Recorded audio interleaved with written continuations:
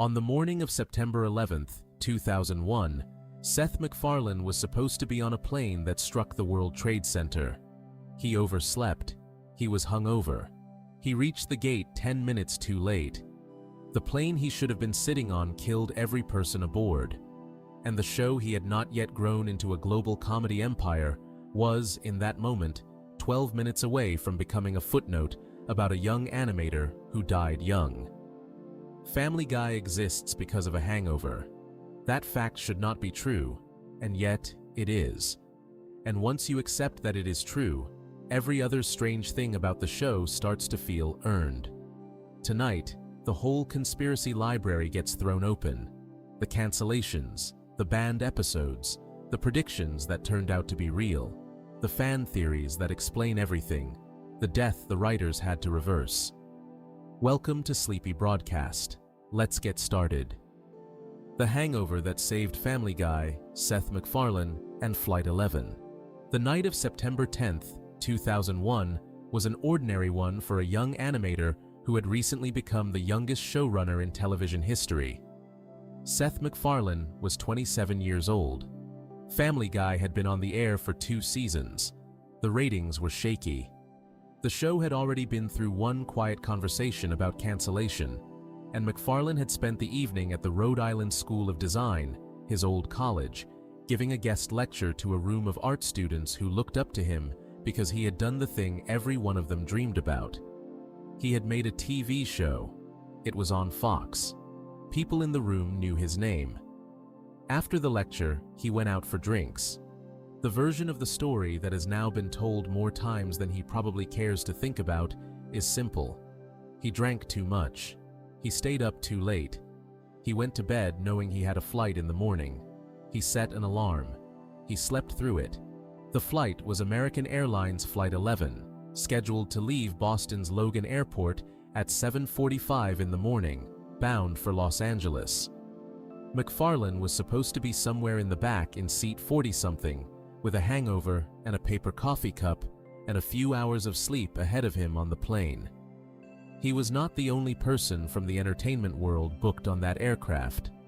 The actress Jamie Presley had been booked on it, but canceled the night before because, in her own words, the morning departure was too early. The actor Mark Wahlberg had been booked on it, but switched at the last minute to a private jet to a film festival in Toronto. David Angel, the co-creator and executive producer of Frasier, was on the plane with his wife Lynn. They did not make a different choice. They were on it when it took off. MacFarlane was running late from the moment he opened his eyes. According to the version of events he has told in interviews, his travel agent had given him a departure time of 8:15 in the morning when the actual departure was 7:45. He thought he had 30 more minutes than he had. He got to the airport, walked to the counter, and was told by the agent that the gate had just closed. He had missed the flight by 10 minutes. He shrugged, found a seat in the airport lounge, and went back to sleep. He woke up about 40 minutes later. By that point, the plane he was supposed to be on had already been hijacked, flown into the North Tower of the World Trade Center, and killed every person aboard. He sat in the lounge and watched the news with everyone else. Most of the public did not know any of this for years.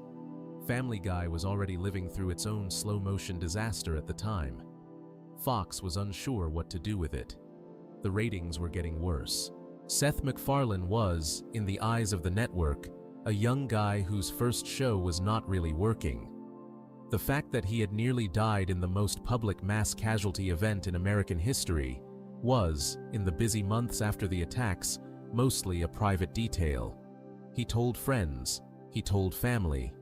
He did not give a tearful interview about it on a morning show. The show kept going. He kept going. And when interviewers eventually did ask him about it, the answer he gave was strange in its calmness. He told Howard Stern in a now famous radio appearance in 2009 that he was not really a fate guy. He said the experience rattled him for a couple of weeks, and then he had to push it to the back of his head because he was a comedy writer, and a comedy writer cannot walk around all day thinking about how close they came to dying. He said he had missed other flights for the same reason before. People miss flights all the time. He framed the whole thing as an ordinary hangover that happened to overlap with a national tragedy. That answer, in a quiet way, became the seed of one of the smaller, stranger conspiracies that has followed him for the last 20+ years. Because the moment you sit with the story for a few minutes, a few of the details start to feel just slightly off. The first detail people fixate on is the one that lives in the public airline records. After the attacks, the United States government conducted a very thorough investigation into who had been booked on the 4 hijacked planes, who had canceled, who had been a no-show, and when each of those things had happened. The records of those investigations are public. They list every passenger by status. And in those records, the cancellation linked to McFarlane is logged not at 7:45 in the morning, when the gate would have closed, but at 6:34 in the morning, more than an hour before the plane took off. 6:34 in the morning is not the time of a man rushing to the counter and being told he is too late. 6:34 in the morning is the time of someone calling ahead and canceling, or the time of an agent processing a cancellation that was made the night before and not entered into the system until the morning shift, or, in the most boring possible reading, a clerical timestamp that does not actually represent the moment a human being made a decision. The people who lean toward a more suspicious reading point at this gap, they argue that the official record and the public story do not line up. They argue that someone who knows what is going to happen on a plane has reason to cancel the booking before the morning rush. They argue that McFarlane has spent 2 decades joking about it, and that the joking is itself a way of keeping the question from being taken seriously. The same group of people, in the same conversations, point at the fact that the show would later get a reputation for so-called predictions, and they connect that reputation to this morning at the airport, as if knowing the future on one day might explain knowing the future on others. The people who lean toward the boring reading point at much simpler things. They point out that timestamps in airline cancellation records are notoriously messy. They point out that Mark Wahlberg also canceled and nobody thinks Mark Wahlberg knew anything. They point out that Jamie Presley canceled the night before. They point out that on any flight of about 90 people, you will always find some who almost did not get on it and some who almost did. They point out that McFarlane was 27 years old, working too much, drinking like a 27-year-old, and that missing flights was completely consistent with the rest of his life at that time. They point out that he overslept, walked to the gate, and went to a lounge to keep sleeping, which is the behavior of a hungover person, not someone covering up secret knowledge. There is a third detail that adds a layer of strangeness without really proving anything. McFarlane has said that the experience did not haunt him the way people expect it should have. He has said it was rattling for a few weeks, and then he moved on. Some people hear that and think it sounds healthy, the kind of thing a grounded person would say. Other people hear it and think it sounds rehearsed, like a line he has practiced because he has had to give it so many times. Both readings are valid. Neither one proves anything. What the story does prove beyond any doubt is that the entire body of work the world now knows as the McFarlane comedy empire was almost erased before it really started. The Family Guy that came back from cancellation in 2005 would not have come back because there would have been nobody to bring it back. American Dad would not exist. The Cleveland Show would not exist. The Ted movies would not exist. The Orville would not exist. Robot Chicken, which leaned heavily on Seth Green and the Family Guy team, would have looked completely different.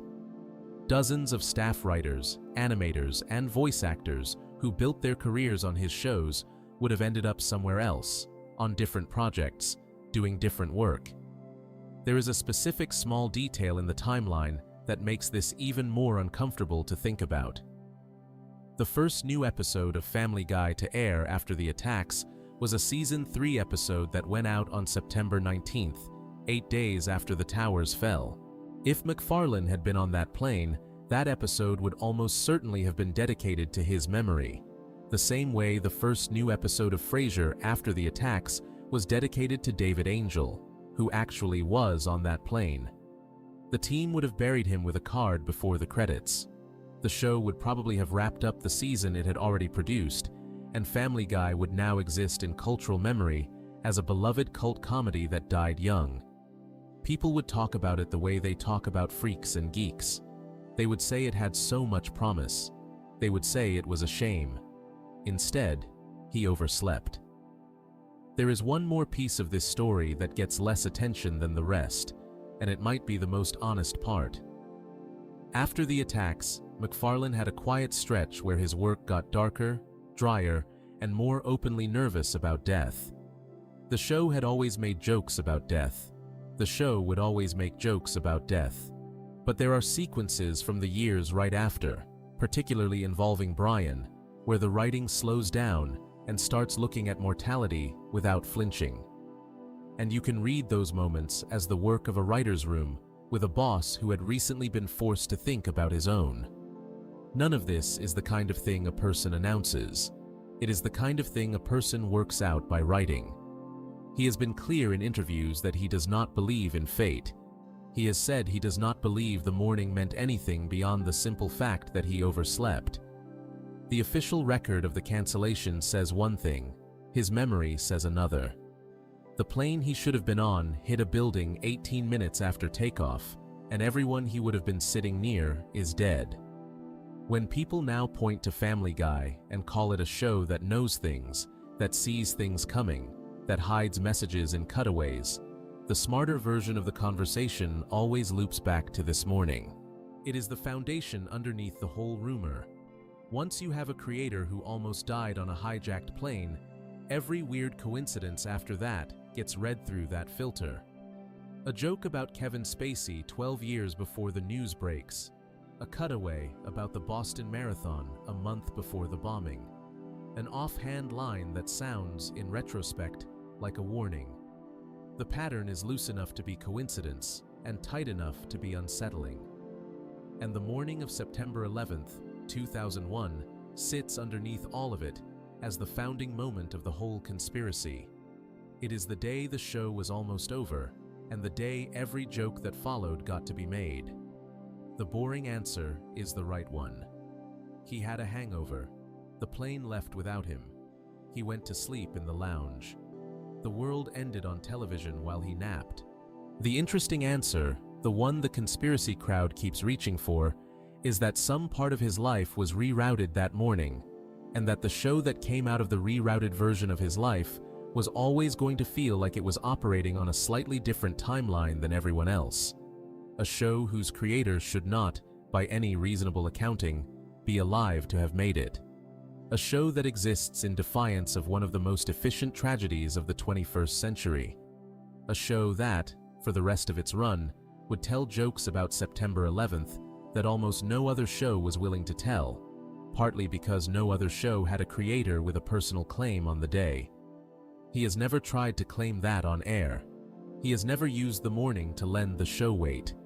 The closest he has come is to laugh about it, which is the only response a comedy writer is allowed to have.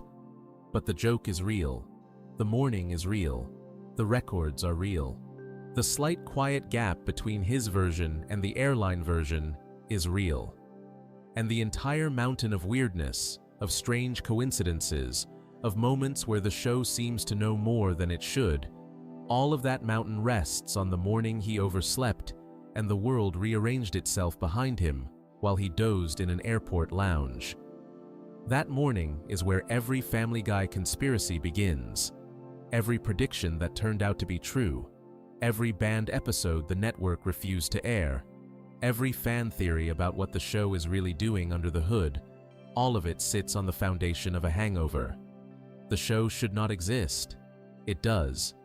And once a show should not exist but does, every other strange thing about it starts feeling earned. Before we move on, if you're enjoying this analysis, please consider subscribing. It helps the channel tremendously. Which raises an obvious question. If the morning of September 11th nearly ended Family Guy before it really began, What actually almost killed it the second time, 3 years later, when the network looked at the ratings and decided it had seen enough. The story of how the show came back from the dead is much less mystical than a hangover, and somehow much weirder. Section 2. The Cancellations: How a Show Died Twice and Came Back from a DVD Box Set. Family Guy did not survive its first run because it was loved.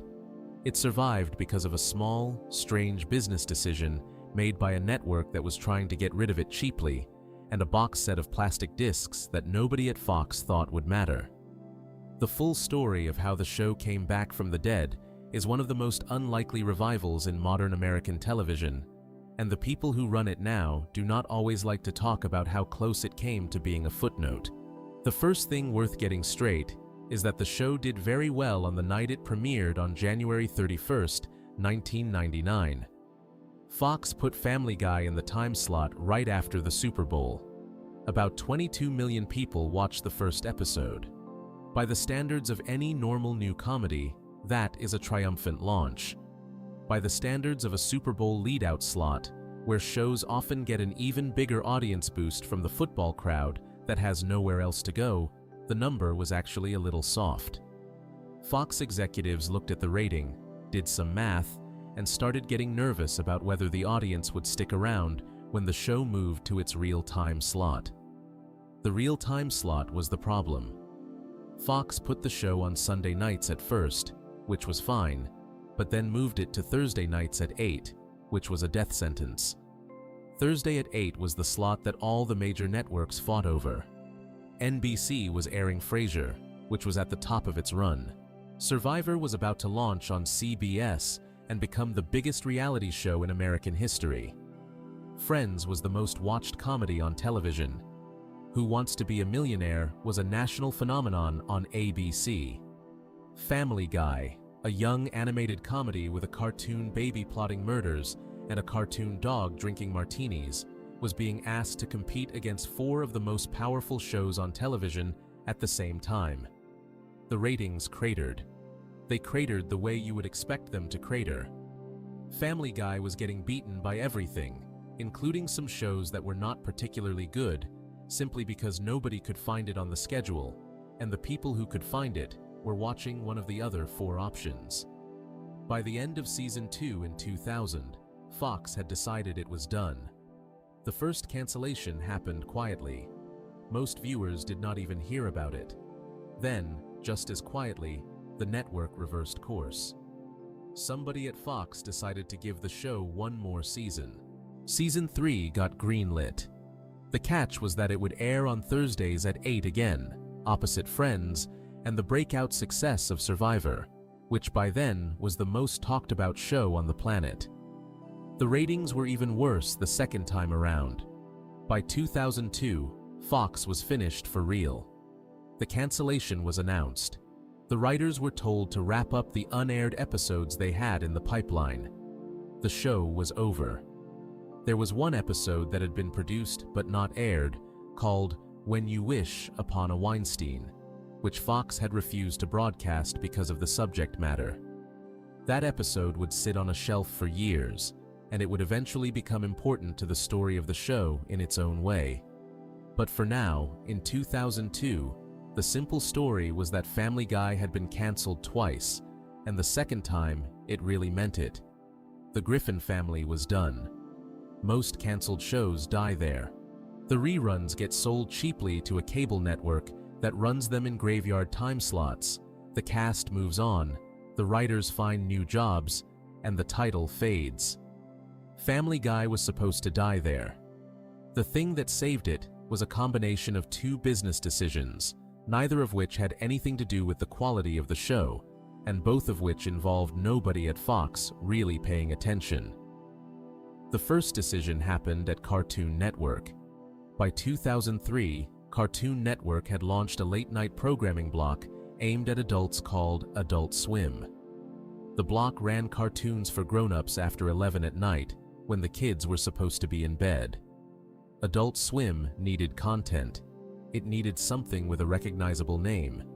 It needed a show that had already been animated, was already finished and was available cheap.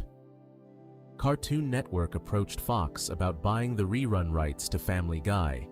The president of Fox Television at the time later admitted that the network sold the rights almost for free. There was no bidding war. There was nobody else trying to buy them. As far as Fox was concerned, the show was a failed asset, and getting any money at all for the existing episodes was a bonus. The deal was done. Adult Swim started airing reruns on April 20th, 2003. The reruns became the most watched program on the entire Adult Swim block almost immediately.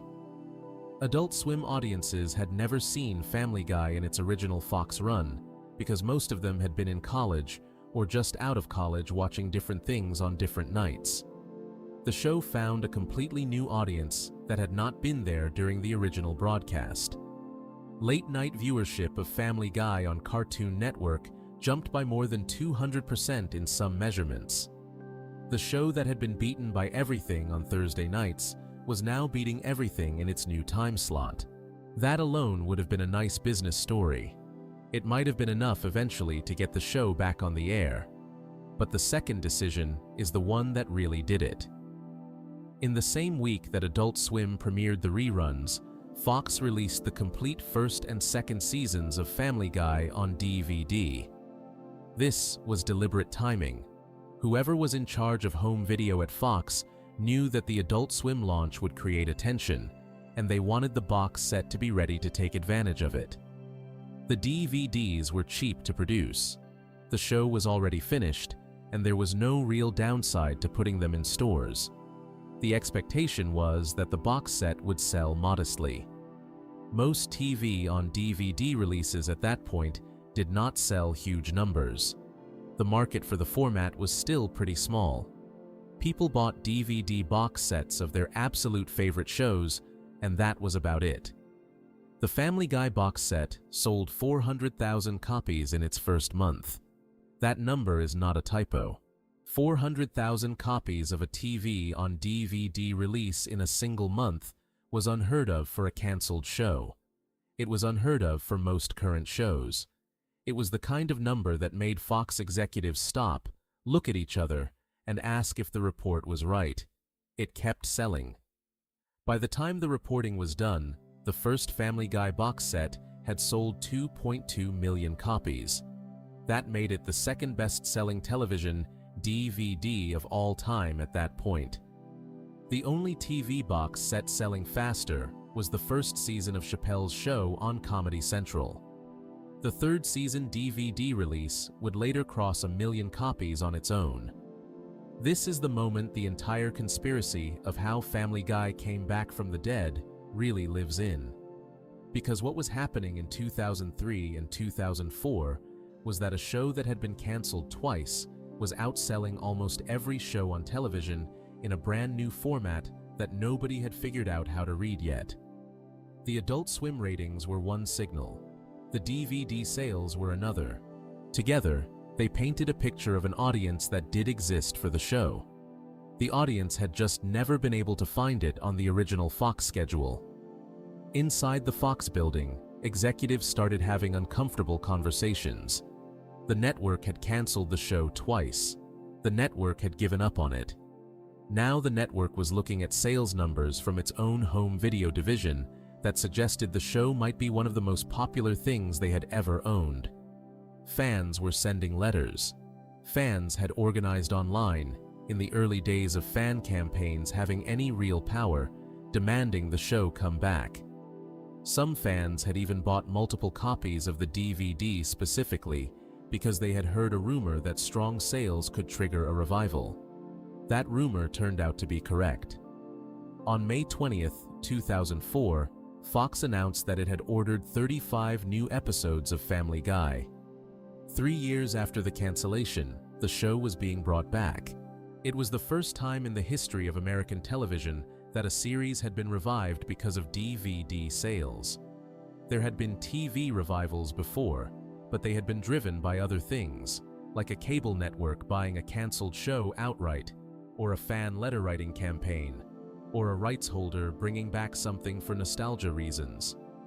Nobody had ever brought a show back specifically because the box sets were doing too well to ignore. Family Guy created the template that other shows would later follow. The new season, Season 4, premiered on May 1st, 2005 in a much safer time slot, Sundays after The Simpsons. Almost 12 million people tuned in. The show that had been beaten by everything on Thursday nights was suddenly the strongest comedy on Fox's Sunday lineup. It has aired on Sunday nights more or less continuously ever since. The first episode of the revival, called North by North Quahog, contained a moment that made the whole story explicit. Peter, sitting in the living room, casually mentions to the family that they are back on television because Fox had to make room in their schedule, and then proceeds to read a list of more than 24 shows that Fox had canceled in the years that Family Guy was off the air. The list runs for an absurdly long time.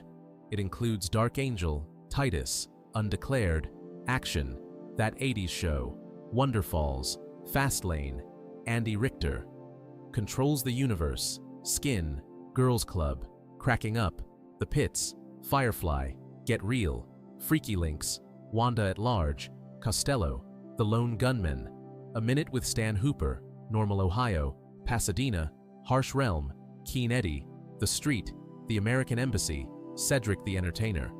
Presents The Tick, Louie, and Greg the Bunny. The joke is that Family Guy outlived all of them.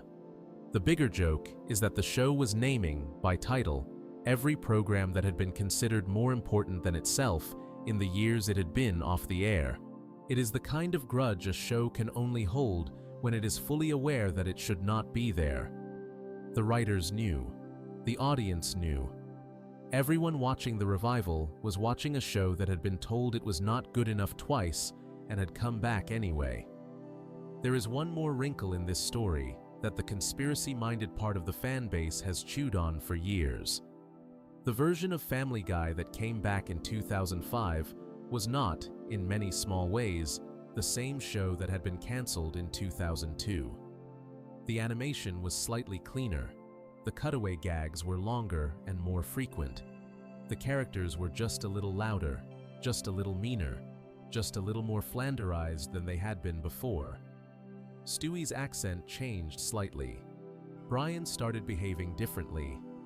The dynamic between Peter and Lois was edited. A theory that has bounced around the fan world for years argues that the pre-cancellation Family Guy and the post-cancellation Family Guy are not actually the same show at all. They are two different shows with the same title and the same characters, separated by a 3-year gap in which the writer's room turned over. The network gave the show a new mandate, and the tonal balance shifted from gentle absurdity to something harder and more aggressive. There is a Reddit user who goes by the handle HoHoSwackyQuest who laid out the argument in detail, pointing to small inconsistencies in how the family treats Meg before and after the gap. Pre-cancellation. Meg is loved by her family. Post-cancellation Meg is the punching bag of the household. The argument extends to the in-show time travel episode, Back to the Pilot, in which Stewie and Brian travel back to the very first episode of the series and remark on how the early animation looks different. The official explanation is that the show was simply cheaper to make in 1999.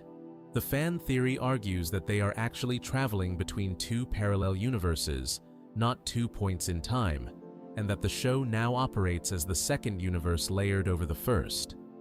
Whether you take that theory seriously or not, the underlying observation is fair.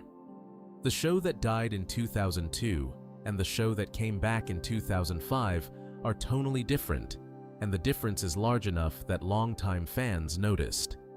The conspiracy is just the most colorful way of describing a real shift.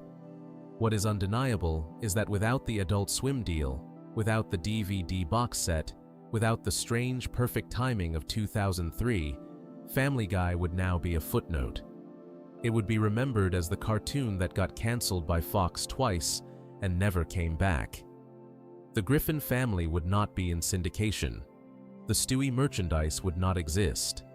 The show would have ended at 50 episodes instead of the more than 400 episodes it has produced as of this season. Seth MacFarlane would not have become the comedy empire he became. American Dad would have been pitched as a debut show instead of a follow-up. The Cleveland show would never have spun off. The Ted movies would not exist. A canceled show, a cheap rerun deal nobody else wanted, and a DVD box set that sold 400,000 copies in a month. That is the entire revival. 3 small business decisions. None of them dramatic, none of them planned. All of them lined up in a way that nobody could have predicted. Before we move on, if you're enjoying this analysis, please consider subscribing. It helps the channel tremendously.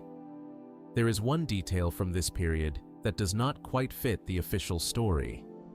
The DVD box set that triggered the revival included the unaired episode that Fox had refused to broadcast. The one that had been sitting on the shelf for years, the one about Peter trying to convert his son to Judaism for tax advice. That episode, When You Wish Upon a Weinstein, finally aired on Adult Swim in November of 2003 and on Fox a year after that. The episode would survive the cancellation, survive the revival, and then, years later, get the show sued in federal court over a song that almost ended the entire production for a third time. Section 3. The Boston Marathon Prediction and How It Was Faked. The Boston Marathon bombing happened on April 15, 2013. 2 homemade bombs went off near the finish line of the race, about 12 seconds apart, killing 3 people and injuring more than 260 others. It was the worst attack on American soil since September 11th, and the country spent the next 4 days in a state of low-grade panic while law enforcement chased the 2 brothers who had built and planted the devices. The story dominated cable news, social media, and every conversation in every workplace in the country. In the middle of all of that, a video clip started spreading on the internet that seemed to suggest something deeply disturbing. The clip was about 30 seconds long. It came from an episode of Family Guy that had aired only about a month earlier, on March 17th of the same year. In the clip, Peter Griffin appears to win the Boston Marathon by getting in his car and mowing down the runners. Then, in what looks like the very next moment, Peter pulls out his cell phone, starts dialing a number, and detonates a series of bombs. The clip ends with explosions and chaos. People watched the clip and felt something cold move through them. The episode had aired about 4 weeks before the bombing. Peter had committed a fictional version of the same crime in the same city at the same race. The math seemed inescapable. The show had predicted it. Or worse, the show had known about it. The clip went viral on YouTube within hours of the actual bombing. By the next morning, it was on every social media platform, every conspiracy forum, every comment section under every news article about the attack. The most aggressive amplifier of the clip was the radio host Alex Jones. Jones had spent his career building an audience around the idea that major American tragedies were not what they appeared to be on the news, and the Boston bombing was one of the events he latched onto hardest in that period. He posted the Family Guy clip on Twitter and on his website, presenting it as evidence that the bombing had been a so-called false flag operation, meaning a planned event that the government or some other powerful group had carried out and then blamed on someone else. The Family Guy clip, in his framing, was proof that the people who controlled mass media had been told about the plan in advance and had encoded it into a cartoon as a kind of dark inside joke. The problem with all of this, the problem that almost nobody who shared the clip in those first 48 hours bothered to check, was that the clip was a fake. Not a fake in the sense of being doctored with new animation or having dialogue added to it that did not exist. Every frame in the clip was real. Every line of dialogue was real. The animation was the original animation from the original episode. The fake part was the editing. The clip had been put together by taking 2 completely separate scenes from the same episode and stitching them right next to each other to create the appearance of a single sequence. In the actual episode, the two scenes have nothing to do with each other. They are not even part of the same plot. They are not in the same act. One of them is a throwaway joke that happens for less than 10 seconds in the middle of an unrelated conversation, and the other is the climax of the episode about 30 minutes of viewing time later. The episode is called Turban Cowboy. It is the 15th episode of the 11th season. The plot of the episode is that Peter takes up skydiving, has a bad accident in Las Vegas, ends up in a hospital where he meets a Muslim man named Mahmoud, becomes fascinated with the religion, slowly gets pulled into Mahmoud's social circle, and eventually realizes that the men he has been hanging out with are not just Muslims. They are members of a terrorist cell who are planning to bomb a bridge in Quahog. The story is about Peter being too dim to notice what is happening around him until it is far too late. About halfway through the episode, completely unrelated to the main plot, there is a cutaway gag of the kind Family Guy uses dozens of times per episode. Bob Costas, voicing himself, asks Peter how he won the Boston Marathon. The scene cuts to Peter in his car, driving over the runners on the racecourse. He waves at the camera as he runs people down. The whole bit is about 10 seconds long. It is a standalone joke about Peter being a terrible person, with no build-up and no payoff. The scene then cuts back to the main story and never mentions the marathon again. There are no explosions in that scene. There are no bombs. There is just a fat cartoon man in a car running over people while a sportscaster looks confused. The actual climax of the episode is completely different. Toward the end, Peter has been forced by the terrorist cell to drive a van full of explosives toward a bridge. Peter is wearing a wire and trying to talk Mahmoud out of the plan. The plan goes wrong. The police arrive and the bomb is supposed to be defused. Peter, thinking it is all over, takes out his cell phone to call a restaurant to get their dinner table ready. As he dials, the bridge explodes in the background. The joke is that the bomb had been wired to a phone, and Peter has just accidentally triggered it from a safe distance by trying to make a dinner reservation. He runs away. The episode ends. The hoax video spliced these two completely separate scenes together. It cut from Peter in the car at the marathon directly to Peter dialing the phone, and then directly to the bridge exploding. To anyone who had not seen the actual episode, the edit looked seamless. It looked like Peter had run over the marathon runners, dialed his phone, and detonated bombs at the finish line all in one continuous sequence.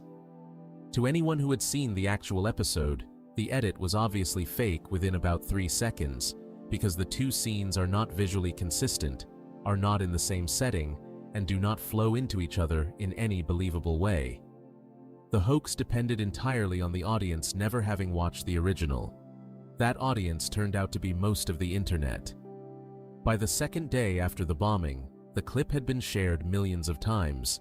It had been embedded in articles on conspiracy websites, posted on every major social media platform, and retweeted by accounts with hundreds of thousands of followers.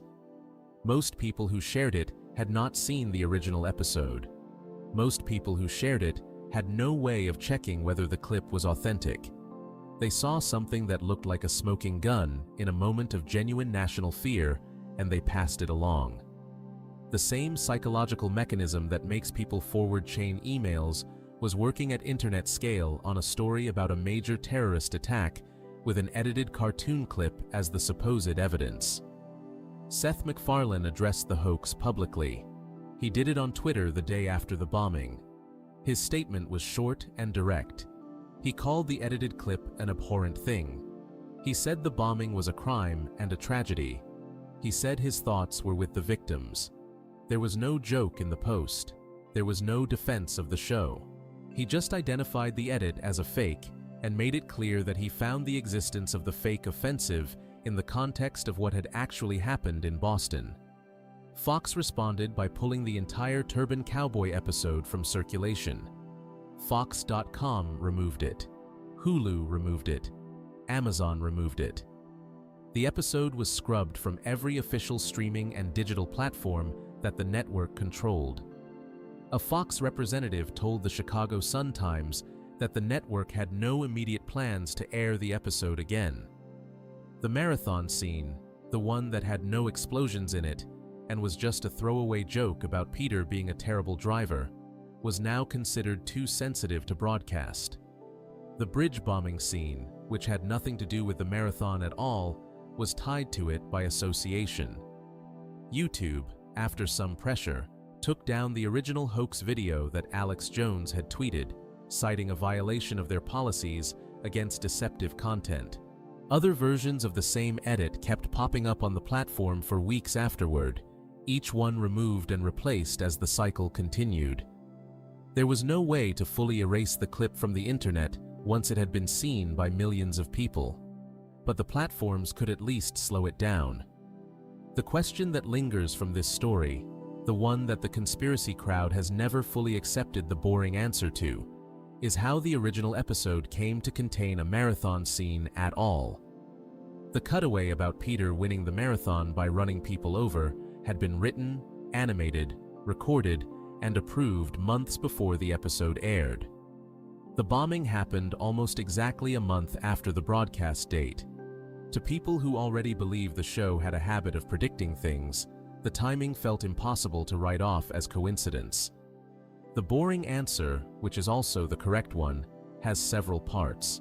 The first part is that comedy writers reach for whatever well-known cultural reference points are nearest to hand when they need a quick joke. The Boston Marathon is one of the oldest, most famous, most recognizable annual sporting events in the United States.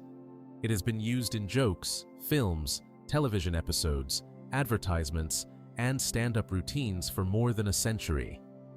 Picking it as the setting for a quick gag about Peter being a bad driver is the kind of choice a writer's room makes in about 30 seconds. There is no special insight required. The marathon was already a comedy cliché before Family Guy used it.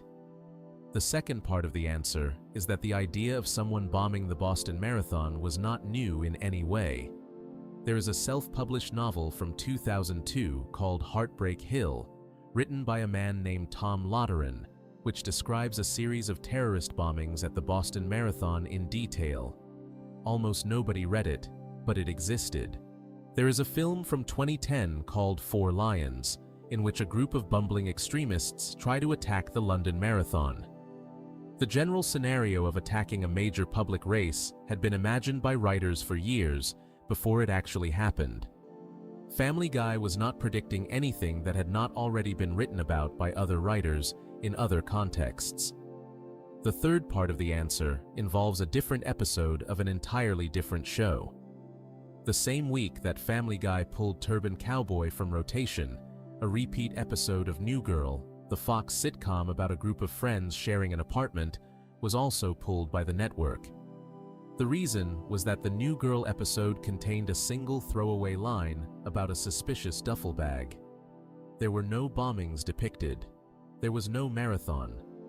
There was just one line of dialogue that had become uncomfortable in the context of what had happened. The New Girl episode had also been written and produced months in advance. Nobody on the New Girl writing team had been predicting anything either. The line just landed wrong after the fact. The truth that the Family Guy clip exposed about the way conspiracy theories spread is more interesting than the conspiracy itself. People wanted the clip to be real. They wanted to believe that someone had known something. The alternative, which is that a cartoon writer's room had used the marathon as a generic setting for a generic joke and gotten unlucky in their air date, felt too small to match the size of the tragedy. A national event of that size demanded a national explanation. A bored writer making a hack joke about Peter running people over was not big enough to satisfy the need. The hoax succeeded because it provided that bigger explanation in a portable, shareable, 30-second package. It did not matter that the package was assembled from parts that did not actually fit together. The package looked complete to anyone who did not check. There is one detail from this whole story that does not get talked about much, and it might be the most important one. The actual bombers, the two brothers who built and planted the bombs, had no connection to Family Guy.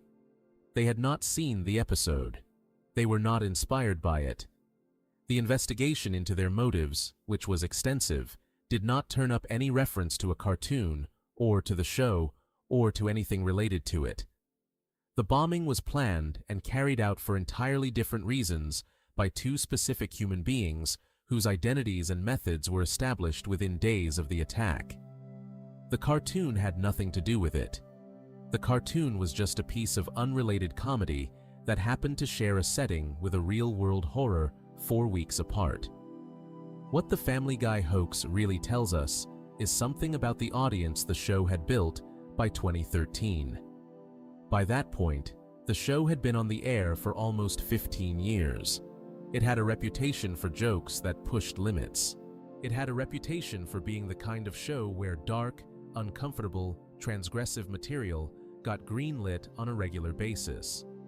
Audiences had come to expect that the show would go places other shows would not. So when a real-world tragedy happened in Boston, and a clip surfaced suggesting the show had foreseen it, people did not pause to ask whether the clip was real. They believed it on first viewing because it fit the version of Family Guy they already had in their heads. The hoax worked because the show had spent 15 years building exactly the kind of reputation that made the hoax believable.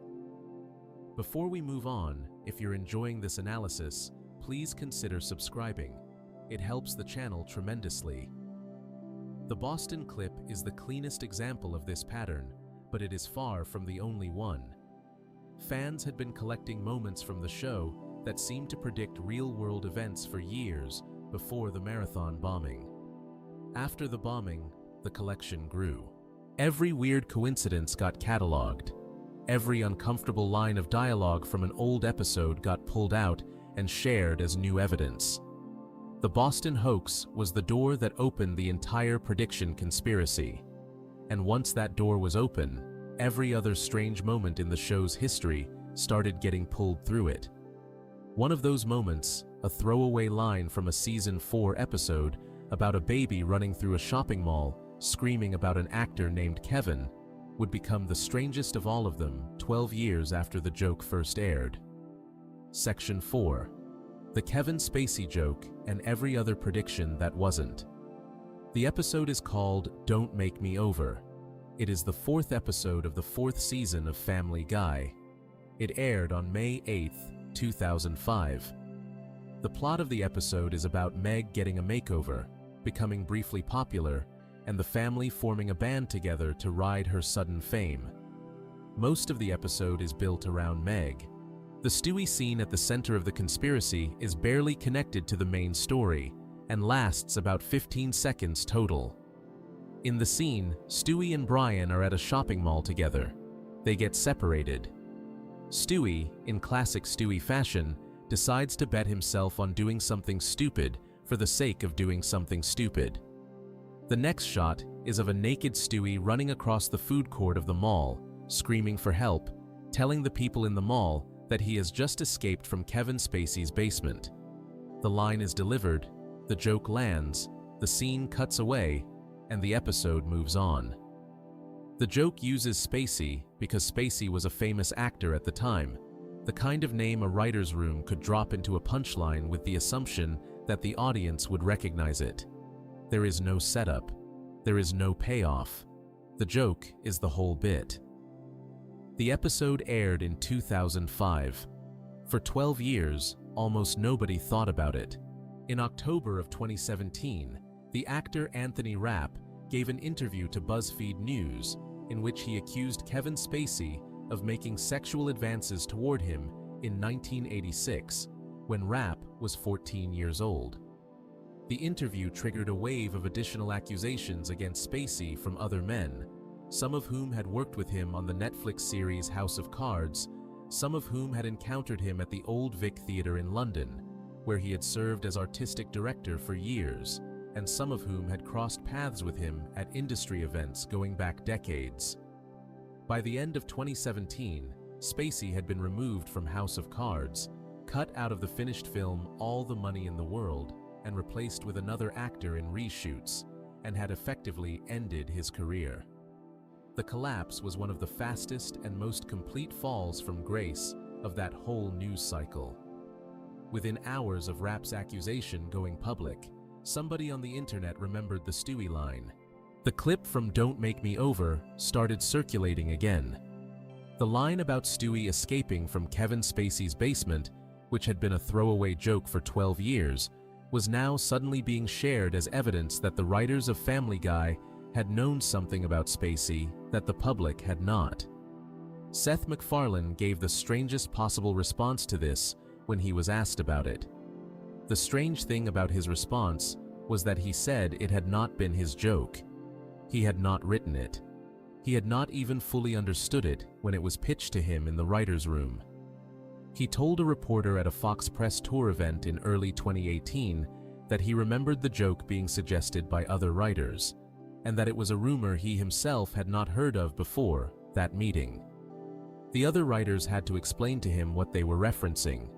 He did not push back on the joke, and it ended up in the episode, but he was clear that he had not invented the punchline.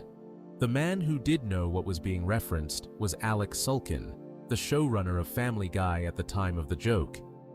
Sulkin gave a more detailed version of the story. He said the line had been pitched because of a specific incident involving Spacey that had happened in London in 2004, the year before the episode was written. Spacey had been mugged in a park in London late at night. He told the police one version of the story at first, in which he had been attacked by a young man. Then, days later, he changed his story and said that he had tripped over his dog while chasing the same young man.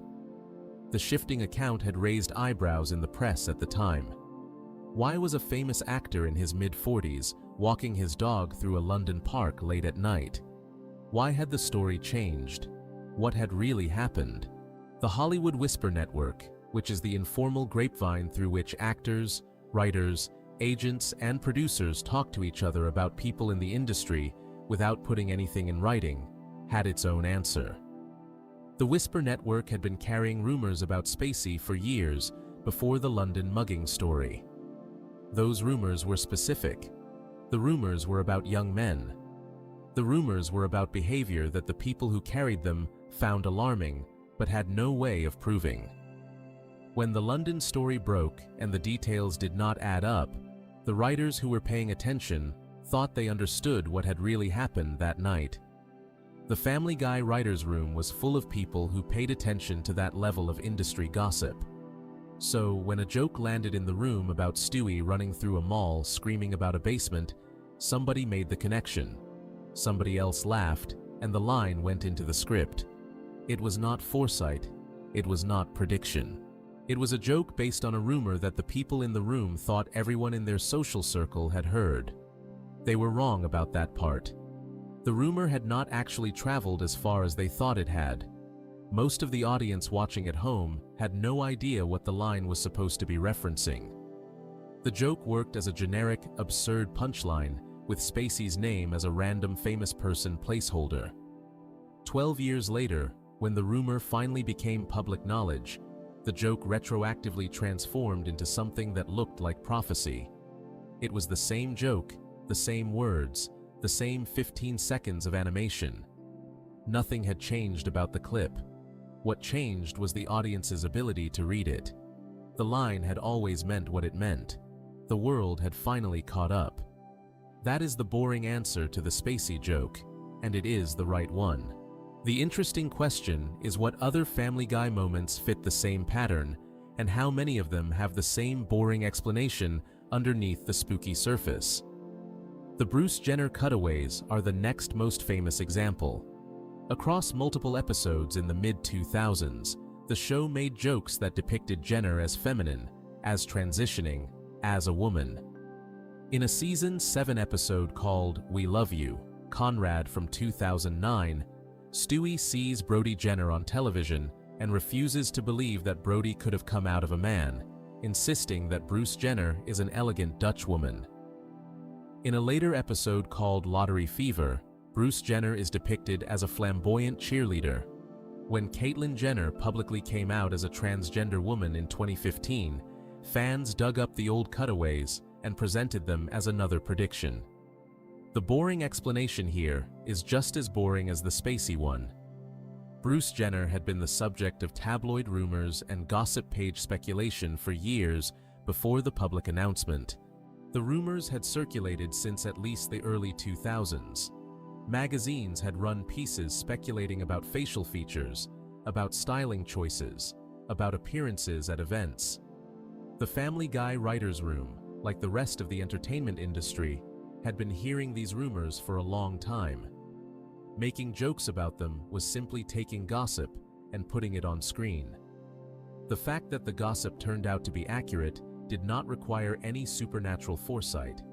It required only a willingness to make jokes that other shows considered too rude. There is a third pattern that fans cite, which involves former President Donald Trump.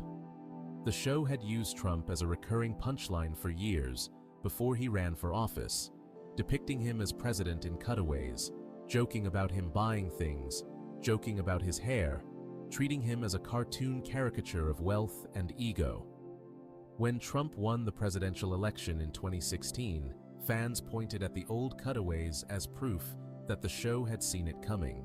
The reality is that Trump had been threatening to run for president for decades. He had openly considered running in 1988, in 2000, and in 2012. He was a recurring fixture in tabloid culture. Treating him as a fictional president was the kind of joke any writer's room could make, because the joke had been sitting there for the better part of 30 years. Family Guy was not predicting anything. The show was just one of many that used Trump as a comedy reference point, and it happened to be on the air when his actual presidency began. The Robin Williams coincidence is harder to explain away, but it is also smaller than people think. There is a season 11 episode called Roads to Vegas from 2013 in which Stewie and Brian travel to Las Vegas and end up split into two parallel versions of themselves. One version of the story includes a brief Robin Williams cameo. The episode itself does not focus on suicide. The strangeness comes from a piece of broadcast scheduling. The British network BBC3 was airing a rerun of the episode on the evening of August 11, 2014, the same day Williams died by suicide. The episode happened to finish airing within hours of the news breaking.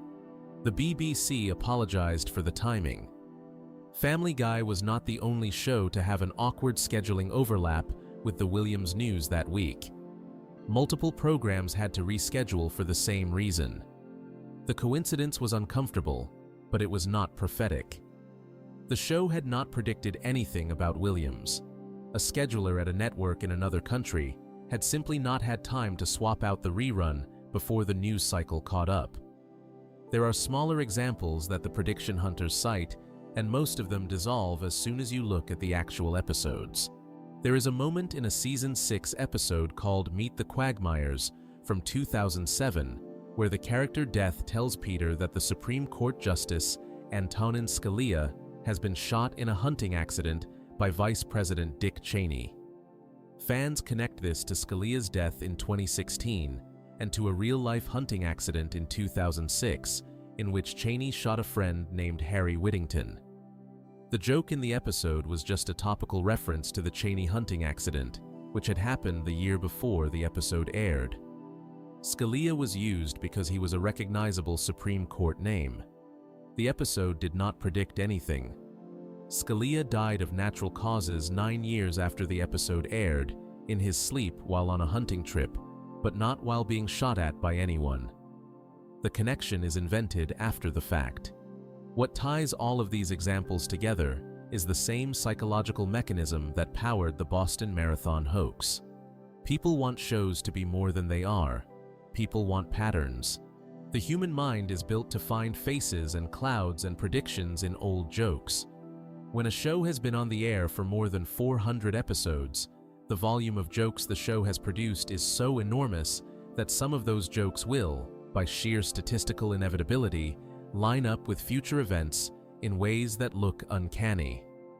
The math works against the show, even if the writers are doing nothing unusual. With enough jokes about famous people, some of those famous people will eventually get into trouble. With enough cutaways about disasters, some of those disasters will eventually happen. The show is not psychic. The show is just very large. Seth MacFarlane, when he is asked about this, has been consistent in his answer for years. He has said the idea of Family Guy as some kind of magical 8-ball that can see the future is silly. He has said the show is not a Ouija board. He has said that the perception of the show as prophetic has been built up by other people, not by him or by the writers, and that the perception serves a story those people want to tell more than it reflects anything real about how the show is made. The thing the conspiracy crowd often misses is that the writer's room is not magical, but it is plugged in. The people who write Family Guy are professional comedy writers in Los Angeles with industry contacts, gossip networks, and cultural antennae. They hear things before the public hears them. They know which actors are quietly creepy. They know which marriages are quietly falling apart. They know which celebrities are quietly transitioning. They know which politicians are quietly preparing to run for things. The information they work with is not secret in their world. It is their daily air. Putting that information into jokes is just their job. When the information later goes public, the jokes look like prophecy, because the public is encountering things the writers have been working with for years. That gap between what the entertainment industry knows and what the audience knows is the entire engine of the prediction conspiracy. Family Guy did not see the future. Family Guy was just slightly ahead of the news cycle on subjects where being ahead of the news cycle was not particularly difficult. The Spacey joke remains the most striking single example, partly because the gap between the joke airing and the rumor becoming public was so unusually long. 12 years is a long time for a punchline to sit on a shelf before the rest of the world catches up to it. By the time the joke was rediscovered in 2017, the original episode was old enough to drink. Most people who watched Don't Make Me Over when it first aired had forgotten about the line entirely. Bringing it back into circulation required somebody to comb through old episodes, specifically looking for moments that might apply. That activity, the combing through old episodes for hidden meaning, has now become its own subculture. There are fan accounts dedicated to finding new examples. There are videos with millions of views compiling the so-called predictions. There are think pieces, both serious and joking, asking whether the show is genuinely psychic. The activity is harmless on its own. The problem is that the same activity, when applied to subjects more dangerous than Hollywood gossip, becomes the kind of misinformation engine that produced the Boston Marathon hoax. The line between fun pattern recognition and actual conspiracy thinking is a thin one, and Family Guy has spent 25 years sitting right on top of it. Before we move on, if you're enjoying this analysis, please consider subscribing. It helps the channel tremendously. 2 episodes earned the show a different kind of reputation, one that has nothing to do with predictions and everything to do with what the network allowed to actually air. 2 episodes were considered too dangerous to broadcast at all by Fox itself, and one of them has never aired on American television to this day. Section 5. The banned episodes, When You Wish Upon a Weinstein and Partial Terms of Endearment. Family Guy has spent its entire run testing how far a network will let it go. Most of the time, the network has let it go pretty far. The show has made jokes about almost every taboo subject in American culture, including death, disease, race, religion, sex, child abuse, and historical tragedy. And Fox has, with very few exceptions, allowed those jokes to air. The exceptions matter precisely because they are so rare. There are 2 episodes in the show's entire history that Fox has refused to broadcast in their original form. One was held off the network for 4 years before finally being allowed on. The other has never been broadcast on American television at all. And as of today, 16 years after it was finished, it still has not aired on Fox. The first banned episode is from Season 3. It is called When You Wish Upon a Weinstein. It was the 50th episode the show had produced, the final episode of Season 3, and it was supposed to air in 2000. The plot of the episode is about Peter falling for a financial scam involving volcano insurance, losing the family's emergency money, and deciding that the only way to get the money back is to find a Jewish person to handle his finances for him. He believes the stereotype that Jewish people are inherently better with money. He prays for a Jewish accountant to appear, and one does. A man named Max Weinstein, voiced by the actor Ben Stein, breaks down outside the Griffin home and asks to use the phone. Peter takes this as a sign from above. With Max's help, Peter recovers the money. Then Peter, taking the wrong lesson from his success, decides that his son Chris will only become smart and successful if he is converted to Judaism. He tries to drag Chris to Las Vegas for a quickie bar mitzvah. Lois finds out, races to stop the ceremony, and the episode ends with the family being chased out of the synagogue by angry Jewish congregants and then attacked by a busload of nuns who are angry that Peter strayed from Catholicism. The episode, taken as a whole, is built around the idea that all of these religious stereotypes are silly and that the people holding them are the problem. Peter is the joke. The bigotry is the joke. The Jewish characters are presented as normal, intelligent people who are baffled by Peter's behavior. The conversation about Judaism, by the standards of Family Guy, is actually pretty respectful. The script keeps siding with Lois, who keeps telling Peter that success is not about religion and that he is being ridiculous. Fox did not see it that way. The network looked at the script, looked at the song that Peter sings while praying for a Jewish accountant, and decided the episode was a public relations risk. The song is called "I Need a Jew." It is sung by Peter while he stares up at the night sky in a pose that copies the famous Pinocchio scene of Geppetto wishing on a star. The melody of the song borrows heavily from the song "When You Wish Upon a Star," the Disney classic from 1940. The lyrics include lines like, "Even though they killed my Lord, I need a Jew." The song is the most aggressive part of the episode by a wide margin. And even though the rest of the episode is built to mock the stereotypes the song uses, the song on its own, pulled out of context, looked exactly like the kind of thing that could get the network in trouble. Fox decided not to air it. The official reason given was concern that audiences might interpret the episode as anti-Semitic if they did not watch the entire thing in context. The episode sat on a shelf at the studio for 3 years, while the show itself got canceled twice and started its long, strange journey back from the dead. In 2003, the episode finally aired for the first time, but not on Fox. It aired on Adult Swim on November 9th of that year as part of the rerun deal that had brought the show back into circulation. The Adult Swim broadcast was the first time most American viewers had seen it.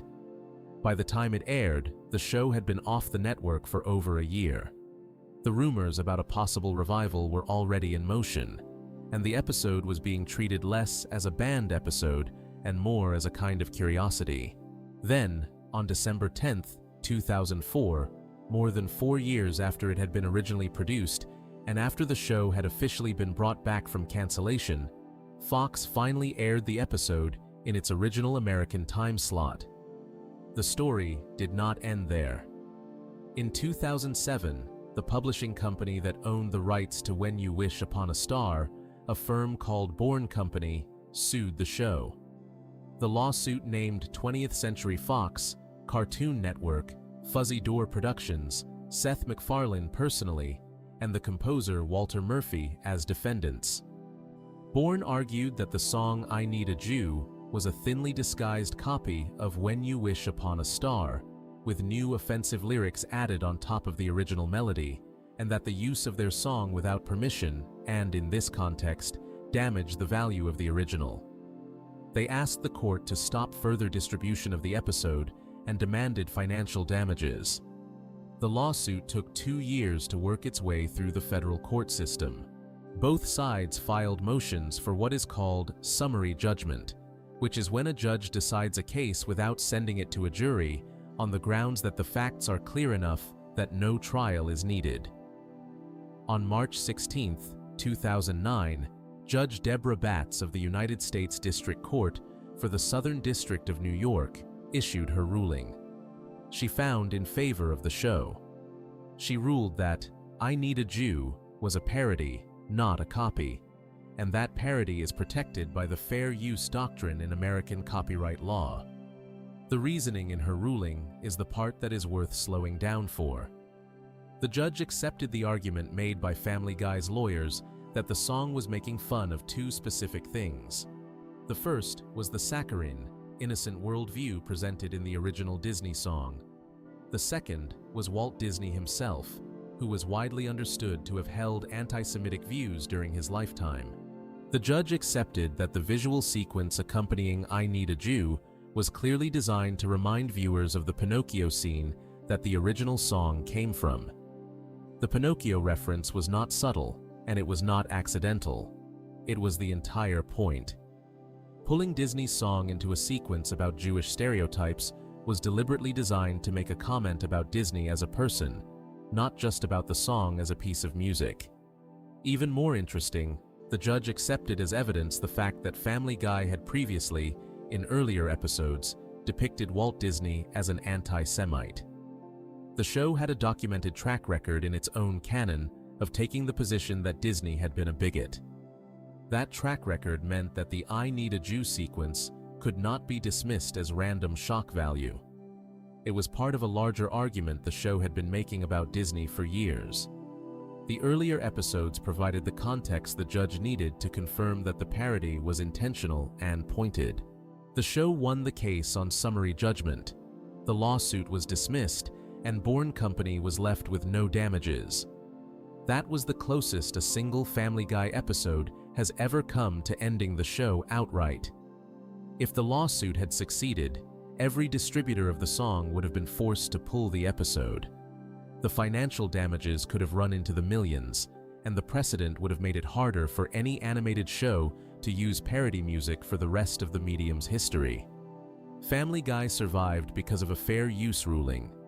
The episode that the network had originally banned ended up being the episode that secured a piece of legal protection that helped every cartoon writer who came after. The second banned episode is the one that has never gotten that kind of resolution. It is called Partial Terms of Endearment. It was the 21st and final episode of Season 8, produced in 2010, and it has never aired on Fox. It has never aired on Adult Swim. It is not on Hulu. It is not on Disney+. It exists in the United States only on a special standalone DVD release that came packaged with a few other bonus features. 16 years after its production, it remains the only episode of the show that American television has refused to broadcast in any form. The plot of the episode is about Lois agreeing to be a surrogate mother for an old college friend named Naomi and her husband Dale. Lois undergoes the medical procedure, becomes pregnant, and is carrying the couple's biological child. Then, the biological parents are killed in a car accident. Lois is left pregnant with a baby that no longer has parents to deliver it to. She has to decide whether to carry the pregnancy to term and put the baby up for adoption, or to terminate the pregnancy. The episode follows her struggle with the decision, while Peter is briefly recruited by anti-abortion activists and starts campaigning for Lois to keep the baby, before changing his mind again, before changing his mind once more. By the end of the episode, Lois decides to have an abortion. The show treats the decision seriously. The episode ends with the procedure happening off-screen. This is, by a wide margin, the most direct engagement with the abortion debate that Family Guy has ever attempted. The show takes a position. The position is that the decision belongs to Lois, that Peter's interference is foolish, and that the activists trying to push her toward one outcome are being manipulative. The script also contains a few of the most direct anti-abortion position arguments that the show has ever put in the mouth of a character. given to Peter for him to be wrong about. There is a moment in the episode where Brian asks Peter what should happen if a pregnant woman has been raped, and Peter answers that maybe she should have thought of that before she asked him for directions. The line is meant to make Peter look monstrous, and it does. But it is also a line that, on its own, in a clip taken out of context, looks like the show is endorsing a horrific viewpoint. The episode was first announced at the San Diego Comic Convention in July of 2009, almost a year before it was scheduled to air. The Family Guy team showed clips, talked about the script, and confirmed that the episode would close out Season 8. Within days of the panel, Fox issued a statement saying that the network would not be airing the episode. The statement was unusually direct. Fox said it fully supported the producers' right to make the episode and to distribute it however they wanted, but that the network itself would not be broadcasting it. That language is unusual for a Fox statement about its own programming.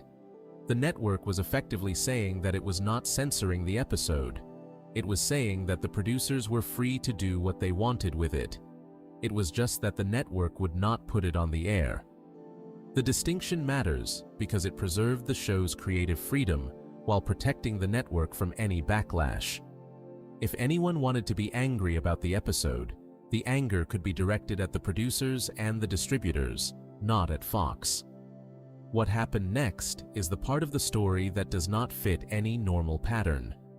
The producers expected that the episode would eventually air on Adult Swim, the way When You Wish Upon a Weinstein had aired on Adult Swim 7 years earlier. Adult Swim refused. The cable channel that had once been the home of every banned and uncomfortable Family Guy episode declined to broadcast Partial Terms of Endearment.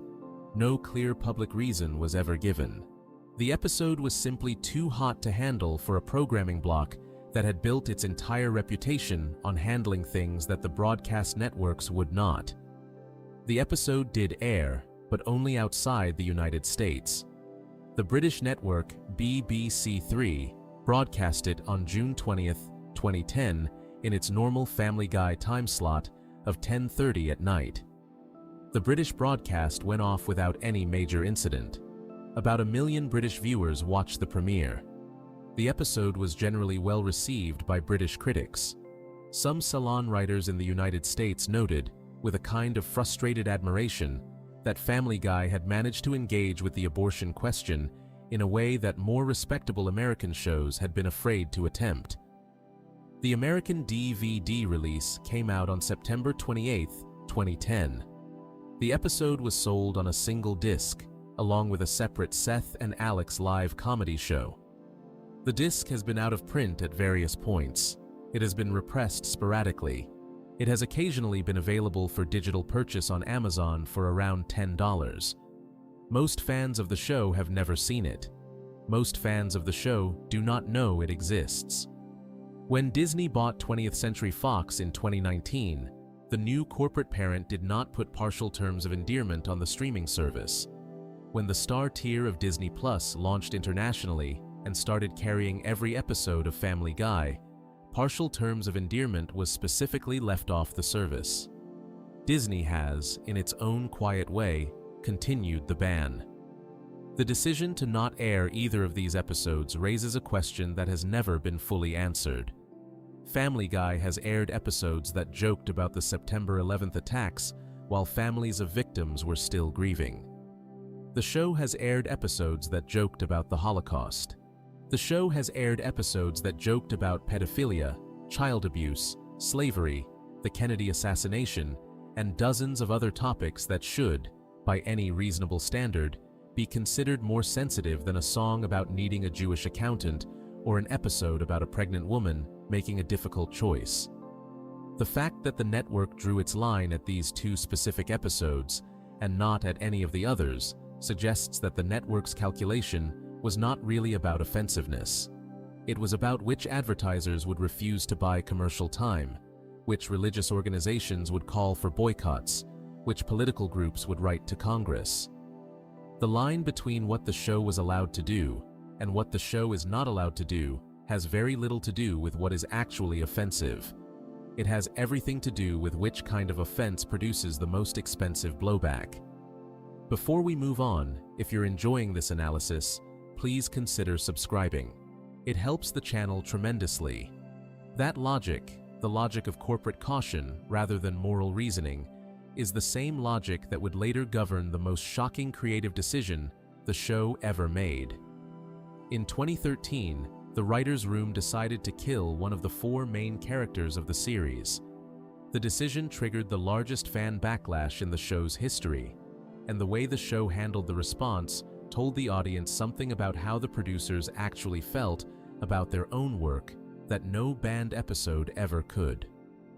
Section 6. Killing Brian, the stunt that backfired, and the petition that brought him back. The episode aired on November 24, 2013. It was the 6th episode of Season 12. It was called Life of Brian. The title is a play on the Monty Python film of the same name, which by itself is the kind of small detail that suggests the writers' room knew exactly what kind of cultural moment they were trying to manufacture. The first act of the episode is built around a time travel adventure. Stewie and Brian are on the run from a band of hostile Native Americans who, because of an earlier time travel mistake involving guns being given to them in the wrong century, now control most of America. They escape, fix the timeline, and Stewie decides he is finished with the time machine. He has gotten tired of every adventure ending in disaster. He destroys the machine, smashes the return pad, and announces that he and Brian are going to live normal lives from now on. The second act is shorter and stranger. Brian and Stewie set up a hockey net in the street to play a game of street hockey. Stewie realizes he has forgotten his knee pads and runs into the house to grab them. Brian stays in the street, fixing the net. A car comes around the corner. The driver does not see Brian. The car hits him. The animation in this scene is unusually direct. Family Guy normally cartoonifies its violence. Characters get hurt and bounce back. Cartoon physics apply. Limbs fall off and get put back on. The street hockey accident is animated differently. The hit is hard. Brian is thrown across the road. There is blood. The camera lingers. Stewie comes out of the house holding his knee pads, sees what has happened, and screams. The next scene is in the hospital. Brian is on a table. The whole family is around him. He is conscious, but barely. He tells them he loves them. Each of them, including Meg, who almost never gets a tender moment in the entire run of the show, says something back to him. Stewie is the last to speak. He cannot get the words out. Brian dies on the table. The camera holds on Stewie's face as he tries to understand what just happened. The funeral happens in the next scene. Brian is buried. The Griffin family stands around the grave. Stewie tries to use what is left of the time machine to go back and save Brian, but he discovers that his parts dealer has been killed for accidentally drawing a religious figure. There is no way to fix the machine. There is no way to bring Brian back. The episode ends a month later. The family is still grieving. Lois decides they need a new dog. Peter goes to the pet store and comes back with a smooth-talking Italian-American dog named Vinny, voiced by the actor Tony Sirico, who was famous at the time for playing Paulie Walnuts on The Sopranos. The episode closes on Vinny going to sleep next to Stewie's bed, having accepted his place in the family. The credits rolled. 8 million people had watched it live. The internet caught fire within the hour. The reaction was unlike anything the show had triggered before. Family Guy had spent a decade and a half doing things on television that other shows would not do. The show had killed off characters before, including in some pretty shocking ways. The show had never killed a member of the Central Four. Brian was not a recurring character. Brian was Brian. He was on the opening credits. He was the second voice in the room in almost every scene. He had, over 14 years, become the emotional anchor of the show. He drank with Peter. He talked Stewie through his crisis. He delivered most of the show's actually serious lines. Killing him felt like killing the show itself. A petition appeared online within hours of the episode airing. The petition demanded that Brian be brought back.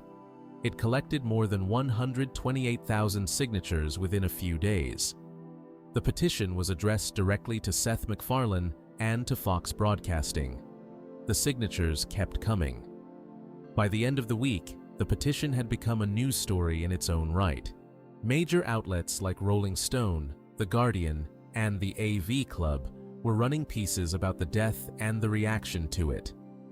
The death of a cartoon dog was the most covered animation story of the year. The producer's first response was to insist that the death was permanent. Steve Callahan, an executive producer of the show, gave an interview to E! News in which he explained the thinking behind the decision. He said the idea had been pitched in the writer's room and had caught fire. He said the team had decided it would be a fun way to shake things up.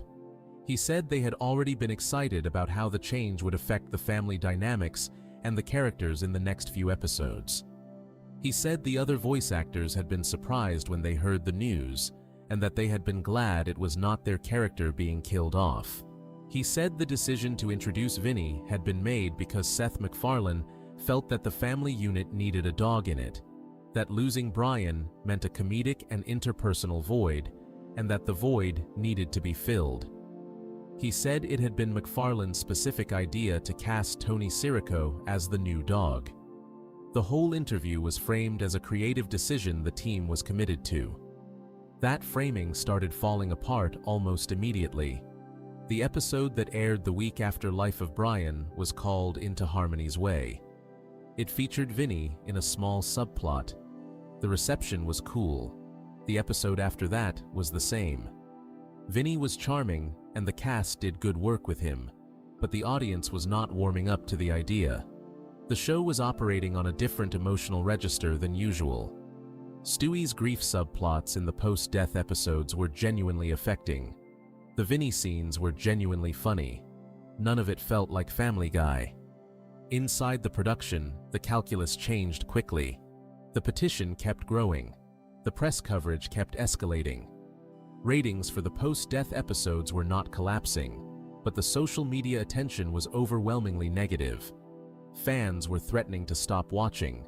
Fans were claiming the show was over. Fans were posting tributes to Brian on every platform that existed.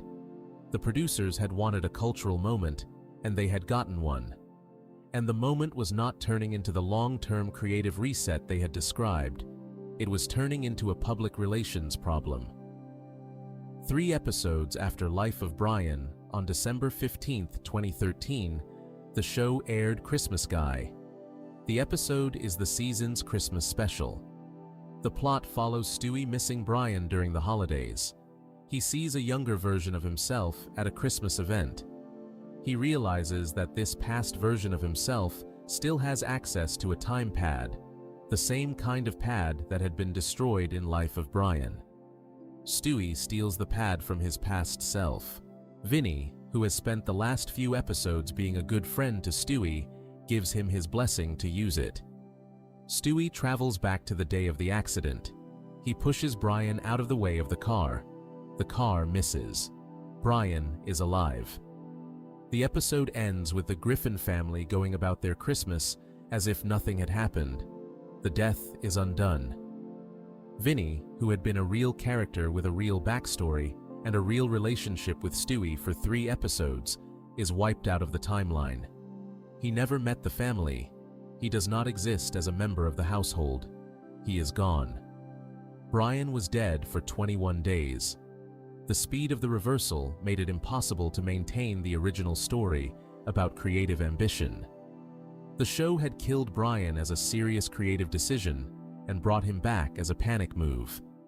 Or the show had killed Brian as a stunt and brought him back as the second half of the same stunt, with the death and the resurrection always planned to be the package.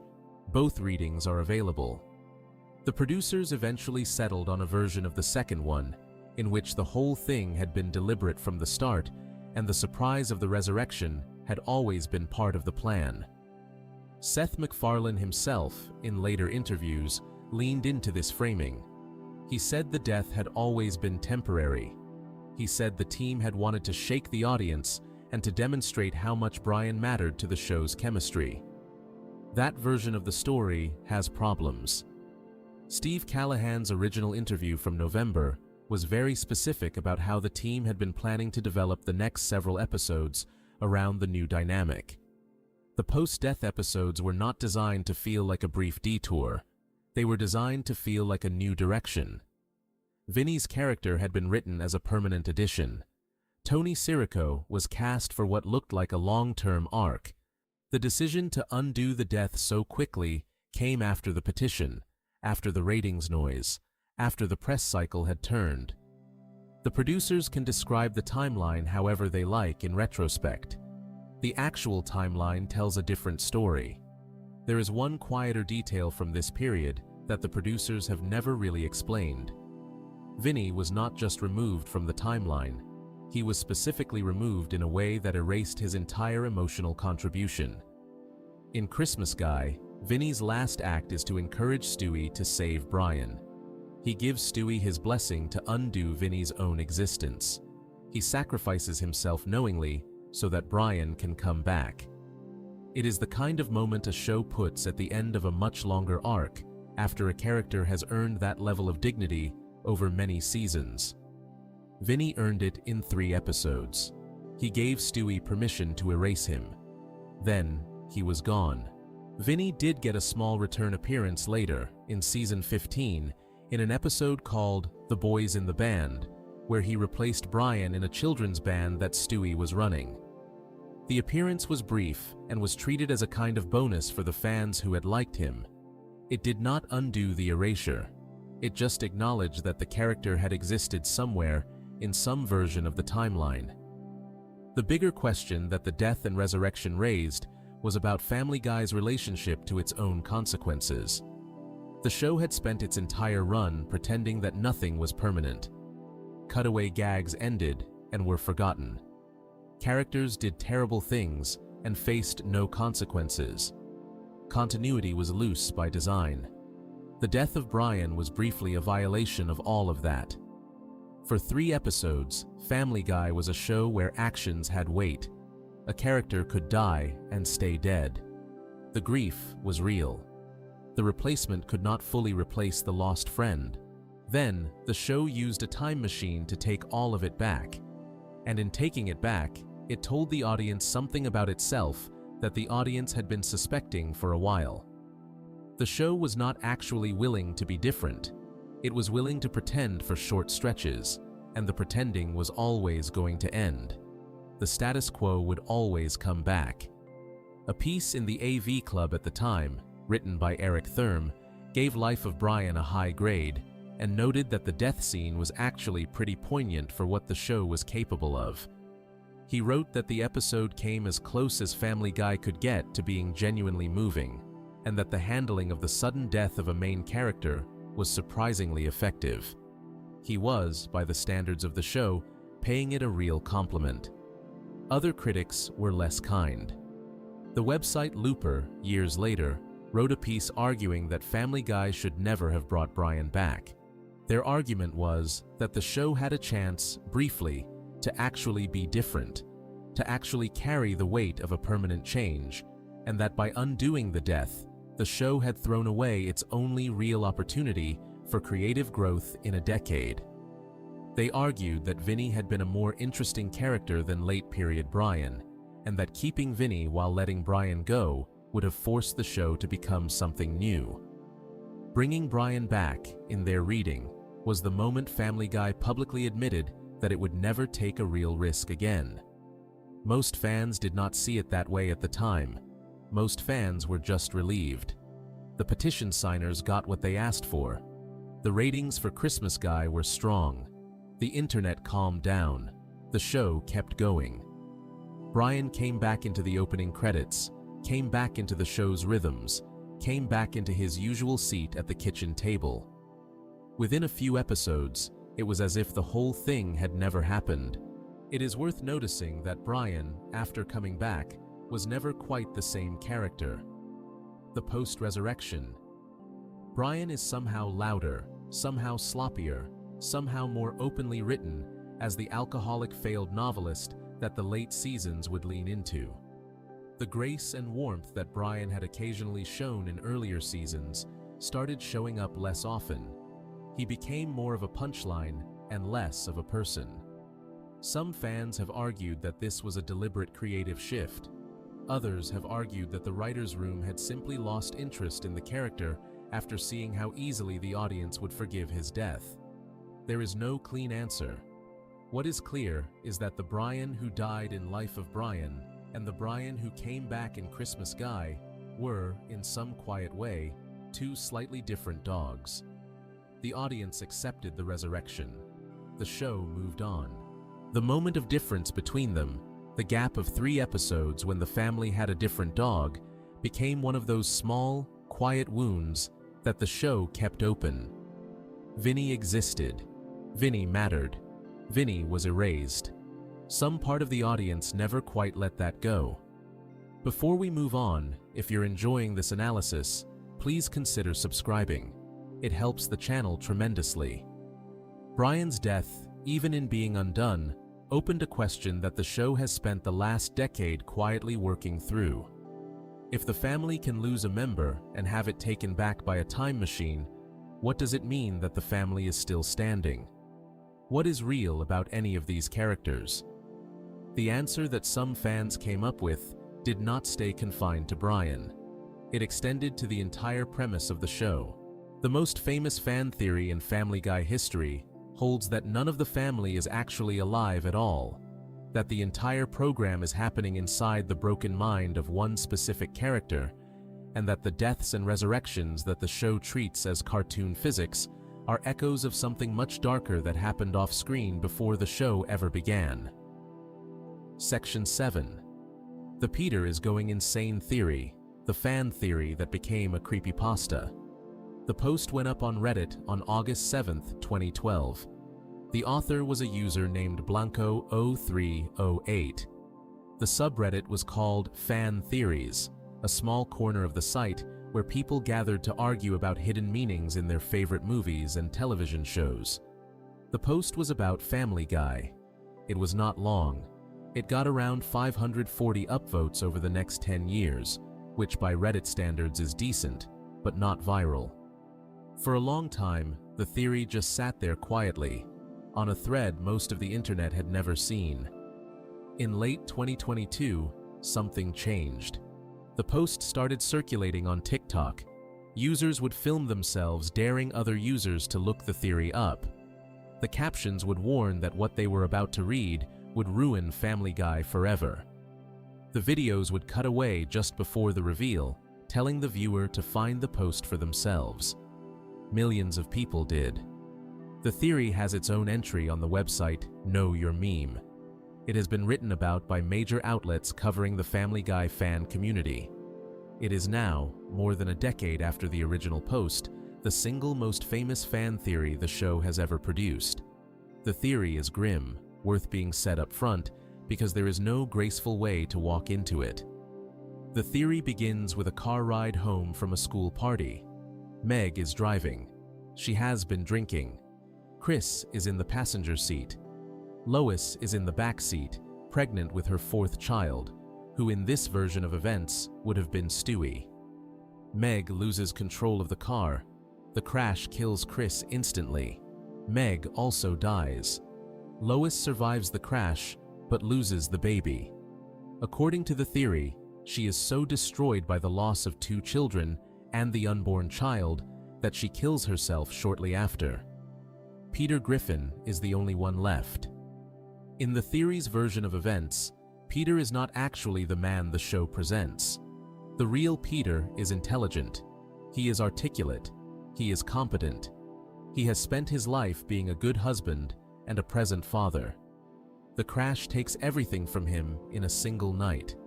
His wife, 2 of his children, the baby that had not yet been born. He has nothing. He has nobody to come home to. He has nothing to do. He breaks. The breaking is not loud. He just stops being able to function. He ends up institutionalized.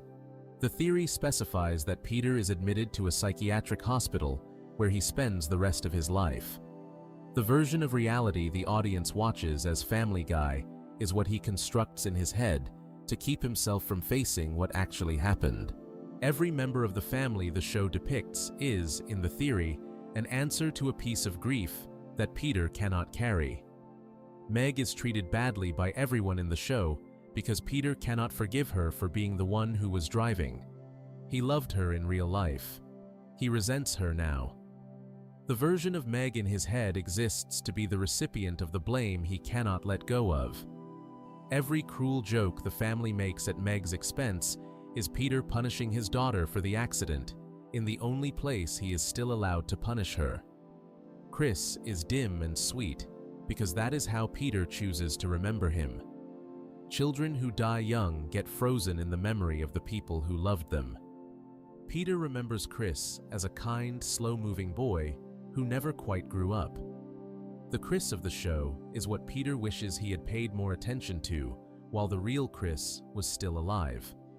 Stewie is the strangest piece. The theory holds that Stewie represents the unborn child Lois was carrying when she died. Peter never met him. He could not picture what kind of person the baby would have grown into. So he imagines, in the most loving way a grieving father can, that his lost son would have been brilliant, a genius, capable of anything. He gives Stewie an English accent because the accent feels intelligent to him. He gives Stewie a desire to kill Lois because somewhere deep in his head, Peter still blames Lois for the loss of the baby. Lois died and took the baby with her. The Stewie in his head wants to hurt the woman who hurt Stewie first. Lois herself is in his head as the version of her he wants to argue with. She is alive there. She corrects him. She nags him. She is the steady voice he lost when she actually died. He keeps her present because letting her go would mean accepting that she is gone. Brian is the version of Peter that the real Peter believes he should have been. The theory argues that the real Peter, before the crash, was the smart one, the intellectual, the one who read books and held opinions and engaged with the world. After the crash, he cannot bear to be that person anymore. He wears the body and the mind of the dim version of himself, the version with the lower standards and the smaller world. The real intelligence he used to have gets exiled into the dog. Brian is the part of Peter that is still able to think clearly. Brian is also alone. Brian also drinks too much. Brian also feels purposeless.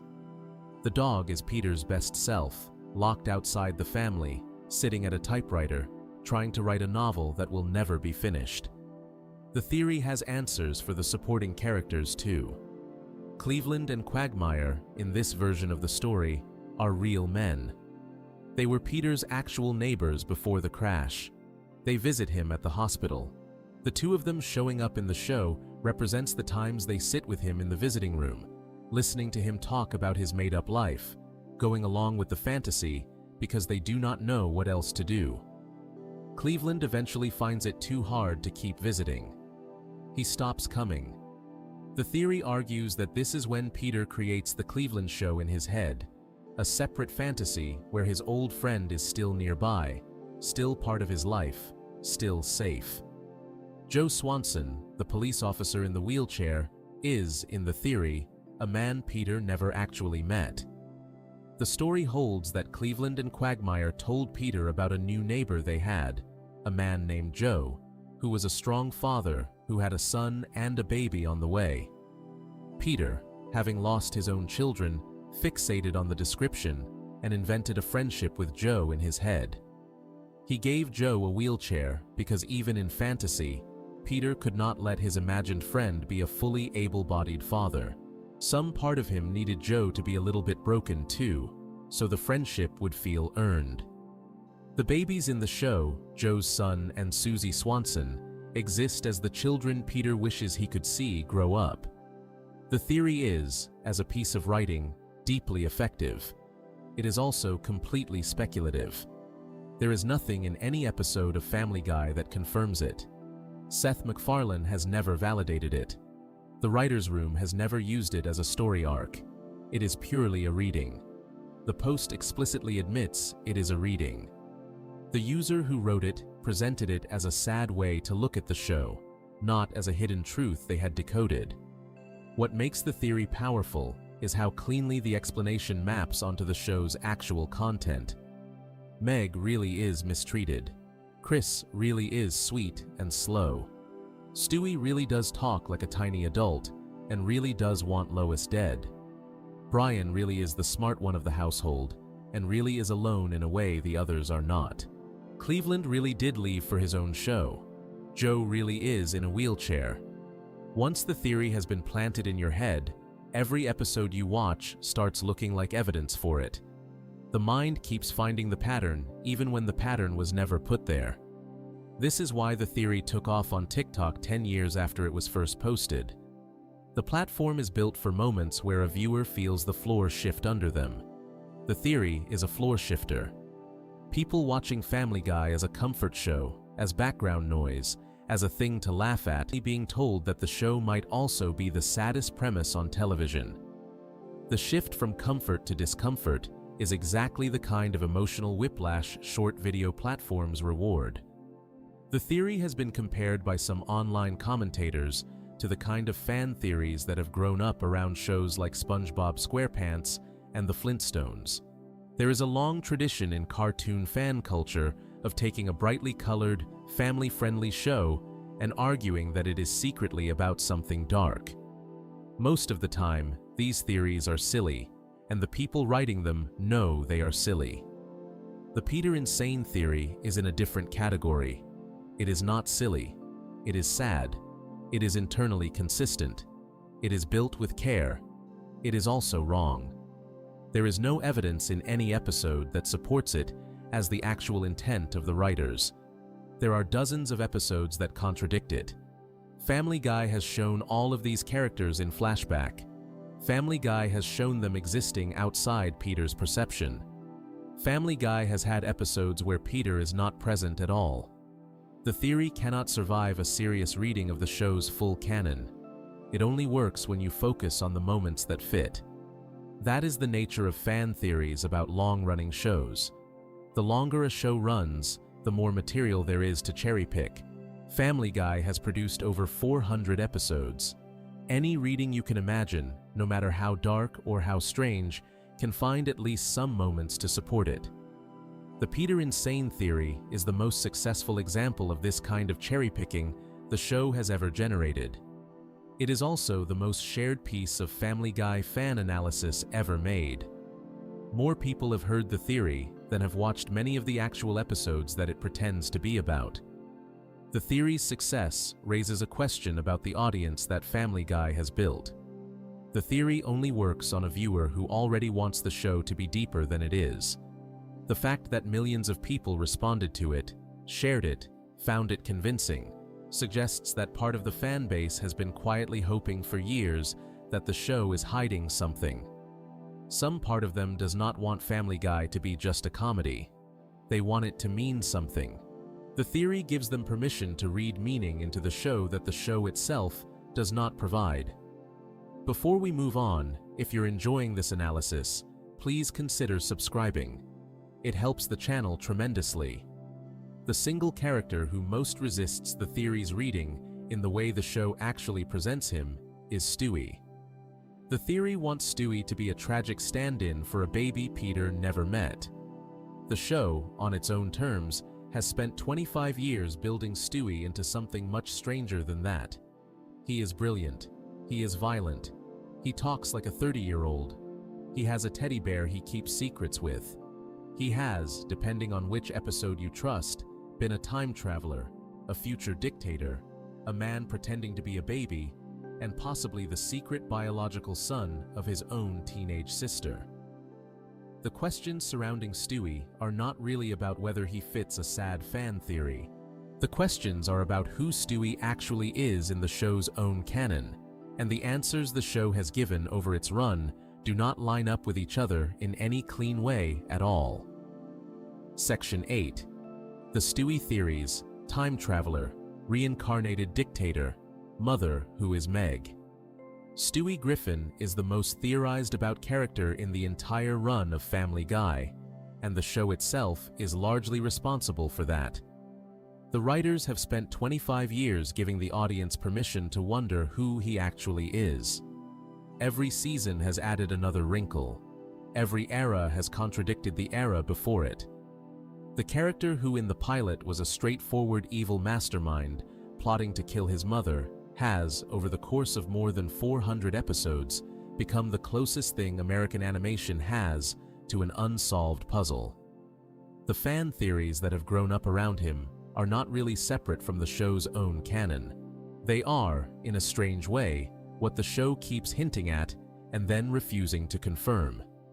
The first major theory is the reincarnated dictator theory. Anyone watching the early seasons of the show could see why this one took hold. Stewie in the pilot has a doctor finding a map of Europe inside Lois with the capitals marked for bombing. He talks like a colonial-era British general. He plots military campaigns. He builds weapons. He hates his mother specifically because she is the woman who carried him. Fans started arguing, not entirely as a joke, that this was the behavior of a soul that had already lived a life. The theory holds that Stewie is the reincarnation of someone like Oliver Cromwell, an English military leader from the 1600s who actually ruled England as a dictator after a civil war. The accent fits. The strategic mind fits. The casual willingness to cause violence on a massive scale fits. The theory adds that as Stewie has grown older across the show's run, he has slowly forgotten his past life, which is why he has softened from the pure villain of the early seasons into the more emotionally complicated character of the later ones. The man he used to be is fading. The baby he actually is now is taking over. The second major theory is the future dictator theory, and this one has the unusual quality of being nearly canon. The 2005 direct-to-DVD movie called Stewie Griffin. The untold story, later cut up into episodes for television, shows a future version of Stewie who has grown up to become a world-conquering tyrant. This adult Stewie is rich, powerful, lonely, and ruthless. He has technology nobody else has. He runs an empire. He has spent his life systematically taking over institutions and bending them to his will. The episode treats this future as an actual possibility for the character. The plot of the movie is that present-day Stewie, after meeting his future self, decides he does not want to become this man. He turns away from world domination and chooses a smaller, less ambitious life. The future is supposedly avoided. The theory among fans is that the future was not really avoided, and that the show has been quietly tracking the early stages of Stewie's transformation into the dictator we already saw he would become. Every time Stewie casually invents impossible technology, the theory says, we are watching the dictator's apprenticeship. The third major theory, and the strangest one, is that Meg is Stewie's biological mother. The theory holds that Meg got pregnant in her early teens. The family helped her cover it up to spare her embarrassment, and Lois agreed to raise the baby as her own. The fan evidence for this is mostly circumstantial. Meg occasionally shows a level of attachment to Stewie that does not match her relationship with the rest of her siblings. Lois, at her cruelest moments, has thrown jabs at Meg about teen pregnancy that feel weirdly specific. The strongest single piece of evidence comes from partial terms of endearment, the abortion episode that Fox refused to air. There is a moment in that episode where Lois says outright that Meg gave birth to Stewie. The line is delivered in the middle of an argument, almost like a throwaway, and Meg does not respond.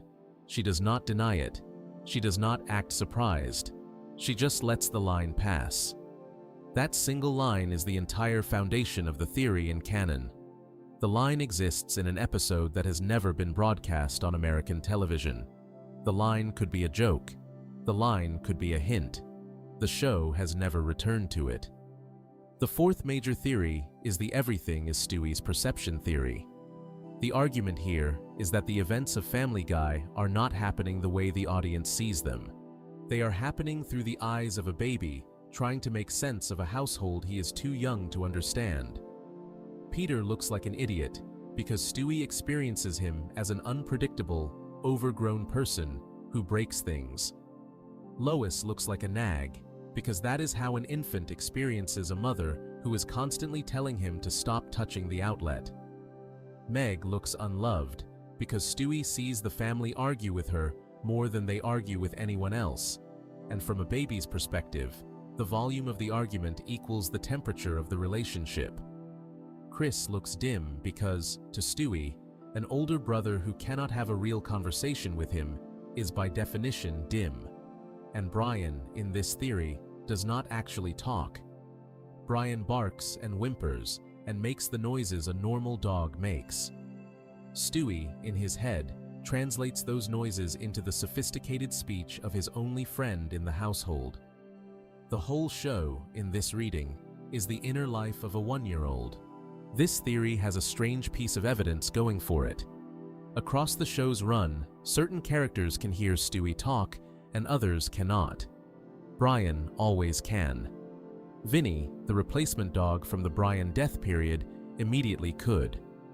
The cult leader in an early episode called Chitty Chitty Death Bang understood Stewie perfectly, right up until the moment Stewie killed him.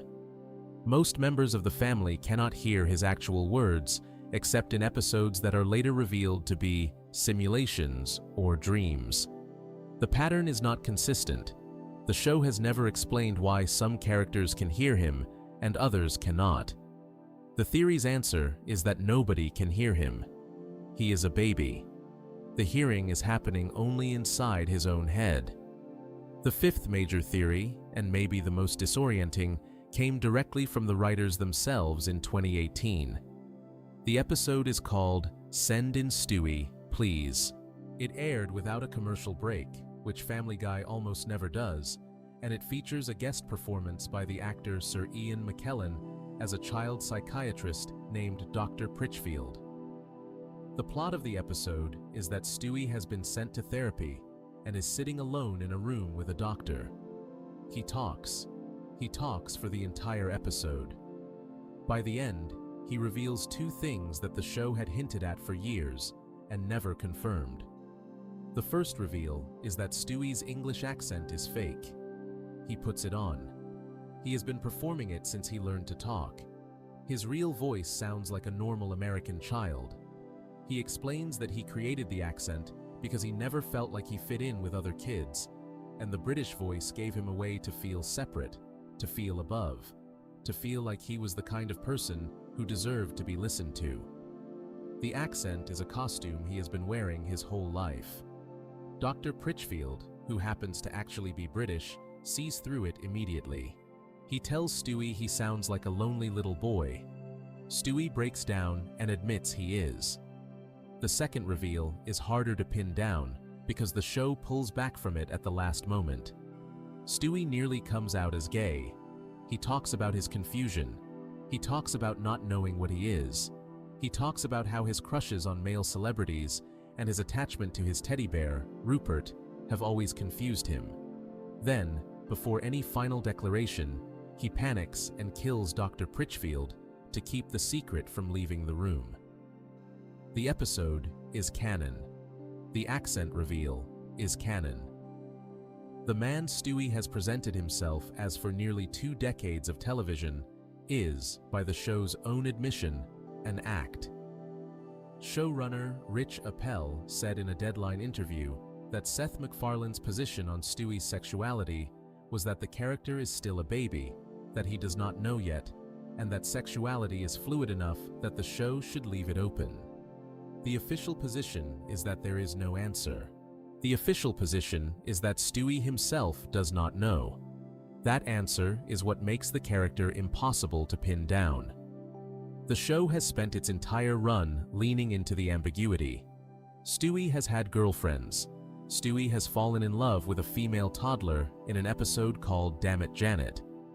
Stewie has also had romantic fantasies about Brian, has invented an alter ego named Desiree, who has had multiple boyfriends and has explicitly told other characters that he is probably queer when asked. The character is canonically a young child with no fixed identity, and the show is canonically committed to keeping it that way. The reincarnated dictator, the future tyrant, the secret son of his own sister, the window through which the entire show is being filtered, the American kid faking a British voice, the closeted toddler. All of these readings exist. All of them have evidence in the actual episodes. None of them cancel each other out because the show has never picked one. Stewie is, in some ways, the most unstable character on American television. He is also the most carefully maintained instability because the writers have understood from very early on that any final answer would shrink him. A Stewie who is definitely gay loses something. A Stewie who is definitely a future dictator loses something. A Stewie who is definitely a baby loses everything. The character only works as long as all of the readings remain possible at once. The show has spent 25 years protecting his mystery. Before we move on, if you're enjoying this analysis, please consider subscribing. It helps the channel tremendously. The fact that one specific character on the show can shift identity this freely, while another character is held to a much narrower lane, points at something the audience does not always notice. Stewie gets to be many things. Brian is forced to be one thing, over and over, in scene after scene, until even the other characters on the show start saying it out loud. The most brutal speech ever delivered on Family Guy is not aimed at Peter or Lois or Meg. It is aimed at the dog. And the man who wrote the speech and the man who voices the dog are the same man. Section 9. Brian as Seth's self-insert, the Quagmire speech as public self-loathing.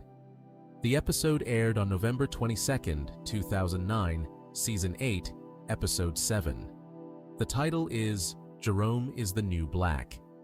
The setup of the episode is that Cleveland has left Quahog to star in his own spin-off show, and Peter, Joe, and Quagmire are trying to find a new fourth member of their friend group. They settle on a new character named Jerome, voiced by Kevin Michael Richardson. The main plot of the episode is about Peter's jealousy when he discovers Lois used to date Jerome. The B-plot, the smaller story running alongside the main one, is the one that became famous. Brian, hearing that the guys have a new fourth friend, tries to insert himself into the group. He volunteers to be the replacement Cleveland. Peter pulls him aside and tells him it would never work because of the whole Quagmire thing. Brian asks what the Quagmire thing is. Peter tells him casually that Quagmire hates him.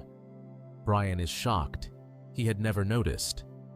The next several scenes are Brian trying to fix the situation. He tries to be friendly. He tries to bond. He tries to set up a meeting. None of it works. Quagmire keeps avoiding him. Brian, being Brian, pushes harder. He keeps asking why. He keeps trying to force a friendship into existence. Eventually, he tricks Quagmire into a one-on-one dinner at a restaurant. The two of them sit down across a table from each other. Brian asks the question one more time. He asks Quagmire to just tell him plainly why the hatred is there. Quagmire delivers a speech that lasts about 90 seconds. He delivers it without any music underneath. The animation holds steady on his face. The camera does not cut away to reaction shots. The speech is calm. The speech is precise. The speech is one of the most specific, sustained takedowns of a single character in the history of American animation. Quagmire tells Brian that he is the worst person Quagmire knows. He says Brian constantly hits on his best friend's wife, even though that friend has paid for Brian's food and rescued him from certain death, and that Brian repays this kindness by trying to sleep with the man's wife and defecating on the man's lawn. He says Brian is a sponge who never picks up a bill, who is always promising to pay later, with later never coming. He says Brian pretends to be deep, pretends to love women for their souls, and then dates only beautiful, empty-headed women, while handing them a copy of the novel The Catcher in the Rye, and lecturing them with a 7th-grade interpretation of the book to seem intellectual. He admits that he, Quagmire, also dates women only for their bodies, but says that at least he is honest about it. He says Brian has a textbook liberal worldview that Brian never actually backs up with action. He says Brian thinks driving a Prius makes him a good person. He says Brian believes religion is for idiots and treats every religious person like they are stupid, while doing nothing to help anyone himself. Quagmire mentions that he himself works at a soup kitchen and that he has never seen Brian there. He tells Brian that if he wants to help, he can grab a ladle. He says Brian failed college twice. He says that is not nearly as bad as Brian's failure as a father, and asks how the son Brian never sees is doing. He says he could forgive every one of these flaws if Brian were not, on top of all of them, a bore. He calls Brian a big, sad, alcoholic bore. He stands up. He thanks Brian sarcastically for the steak. He leaves the restaurant. The camera holds on Brian alone at the table, having been told the truth about himself with no defense available. The speech is not a comedy bit in the usual sense. There are no real punchlines. There is no joke at the end. There is just an itemized list of Brian's flaws, delivered by another character, in front of an audience that has been watching Brian for 10 years. The thing that makes this scene strange, the thing that has kept fans talking about it for over 15 years, is who wrote it and who voiced it. Brian Griffin is voiced by Seth MacFarlane. Glenn Quagmire is voiced by Seth MacFarlane.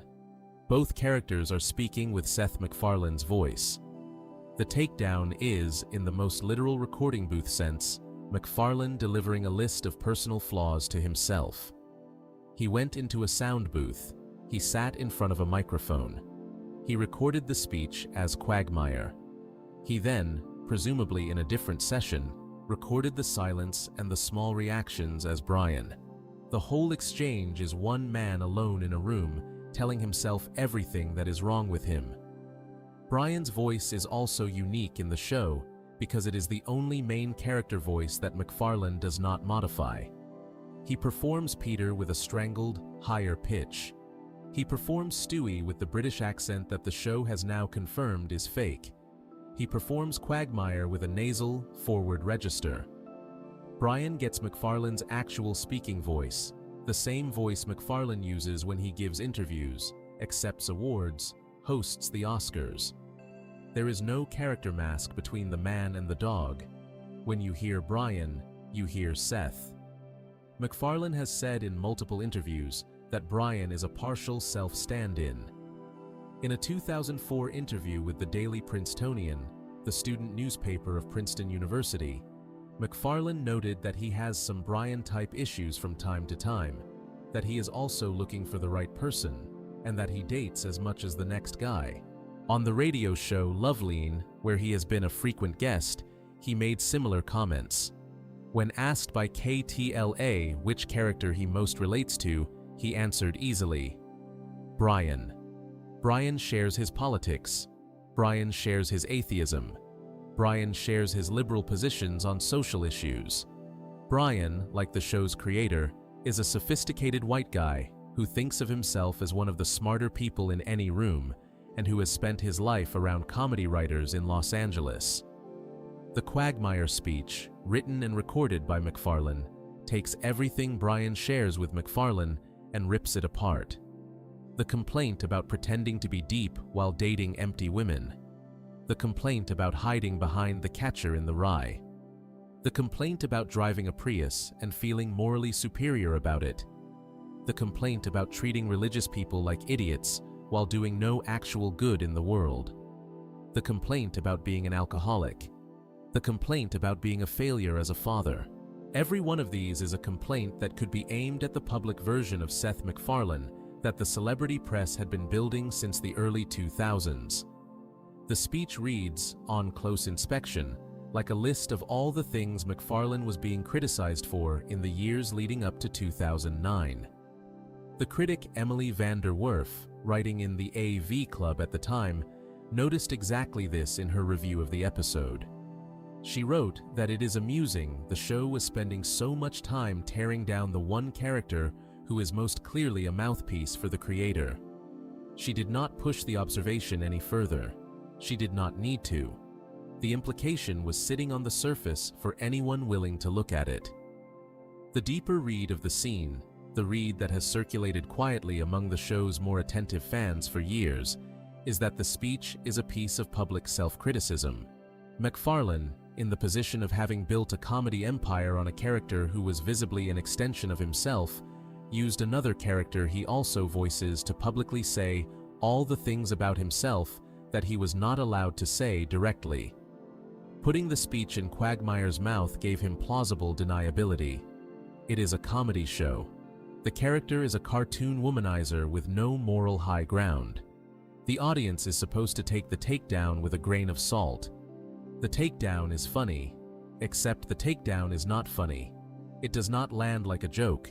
It lands like an essay being read aloud at the dinner table.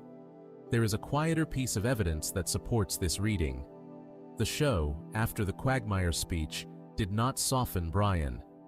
Brian got worse. The post-2009 Brian became more openly pretentious, more openly hypocritical, more openly the kind of character Quagmire had described. The episodes of the show in the years that followed leaned into Brian's flaws rather than backing away from them. There is an episode in Season 8 called Brian and Stewie, in which Brian admits, in a long, quiet conversation with Stewie, that he has accomplished nothing with his life and has been considering ending it. The episode treats this admission seriously. The grief in his voice is real.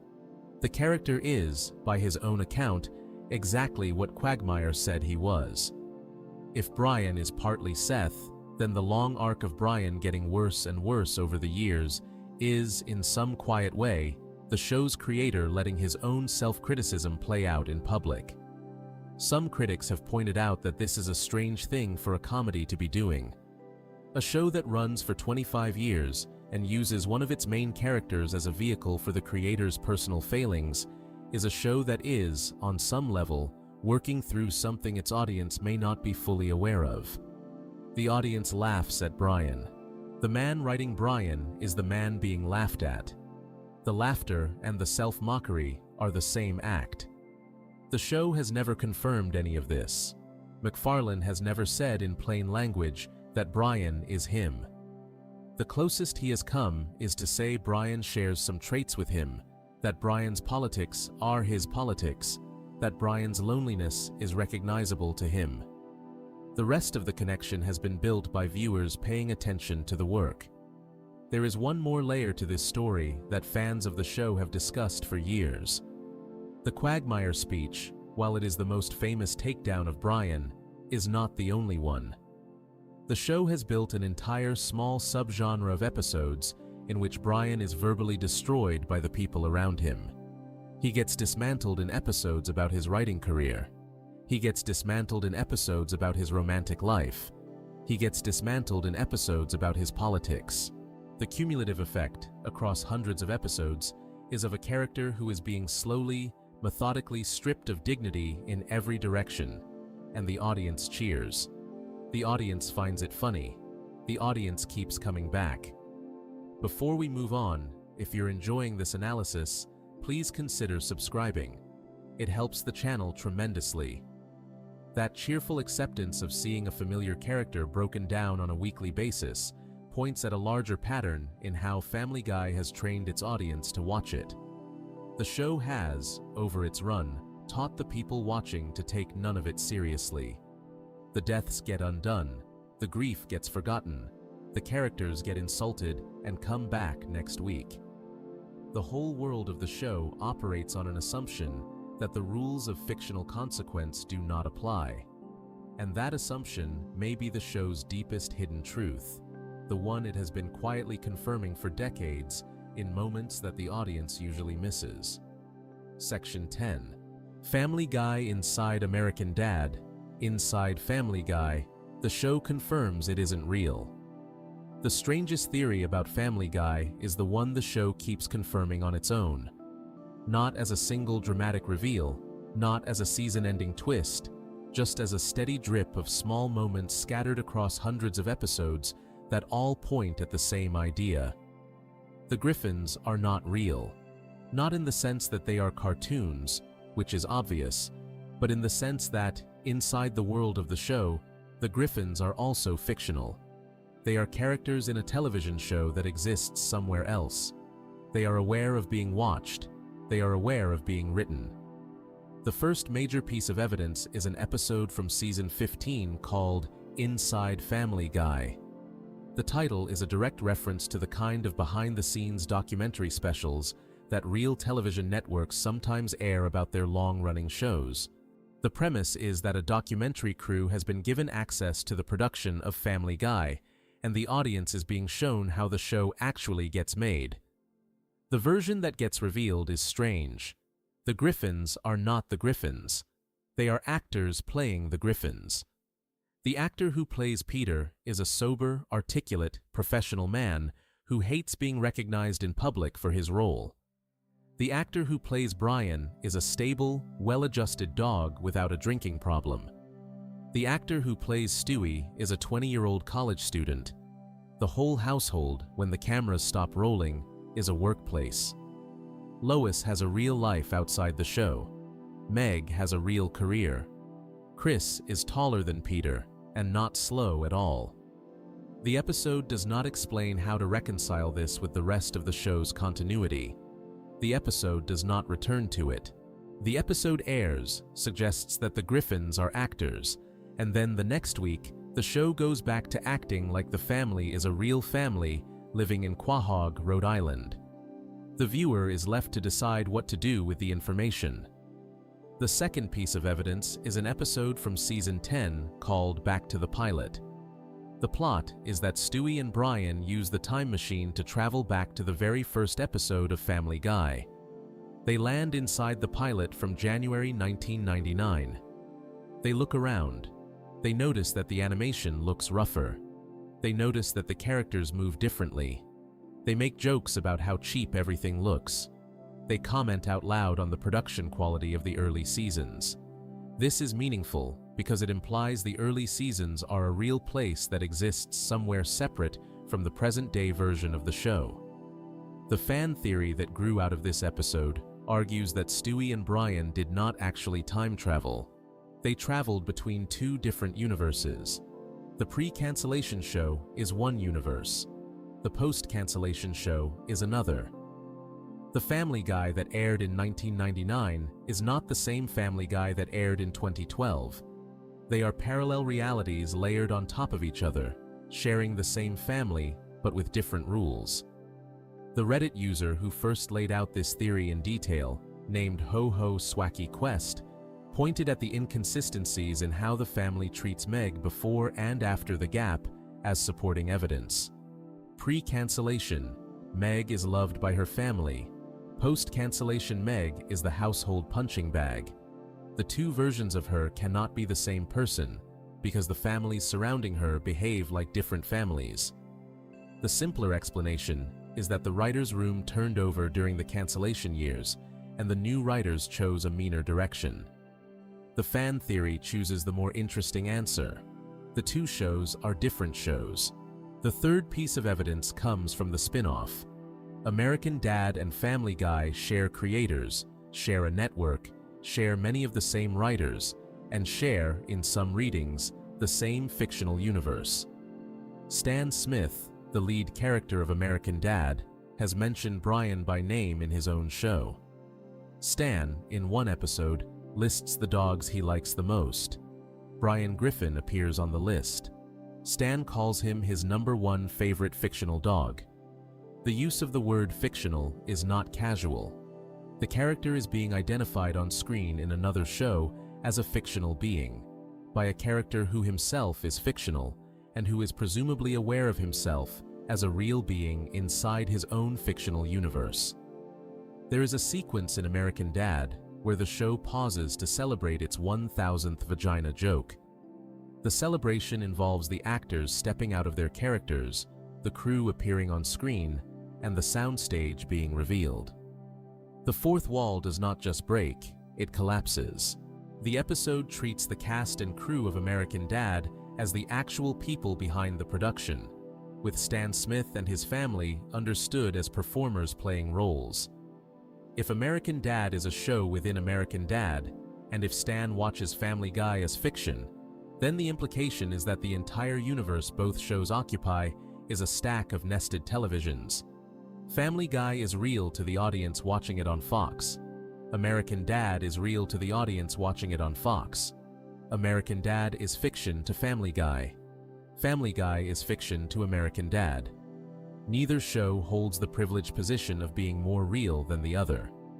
The fourth piece of evidence is the Brian writing theory. The argument is that the entire show is a novel that Brian Griffin is writing. Brian is, across the run of Family Guy, identified as a struggling novelist. He has written manuscripts. He has tried to get them published. He has been rejected. He has, in some episodes, succeeded briefly and then failed again. The fan theory argues that Family Guy itself is one of his manuscripts. The theory holds that the early seasons, when the show is more grounded and the family is more recognizable as actual people, represent Brian's serious attempt at literary fiction.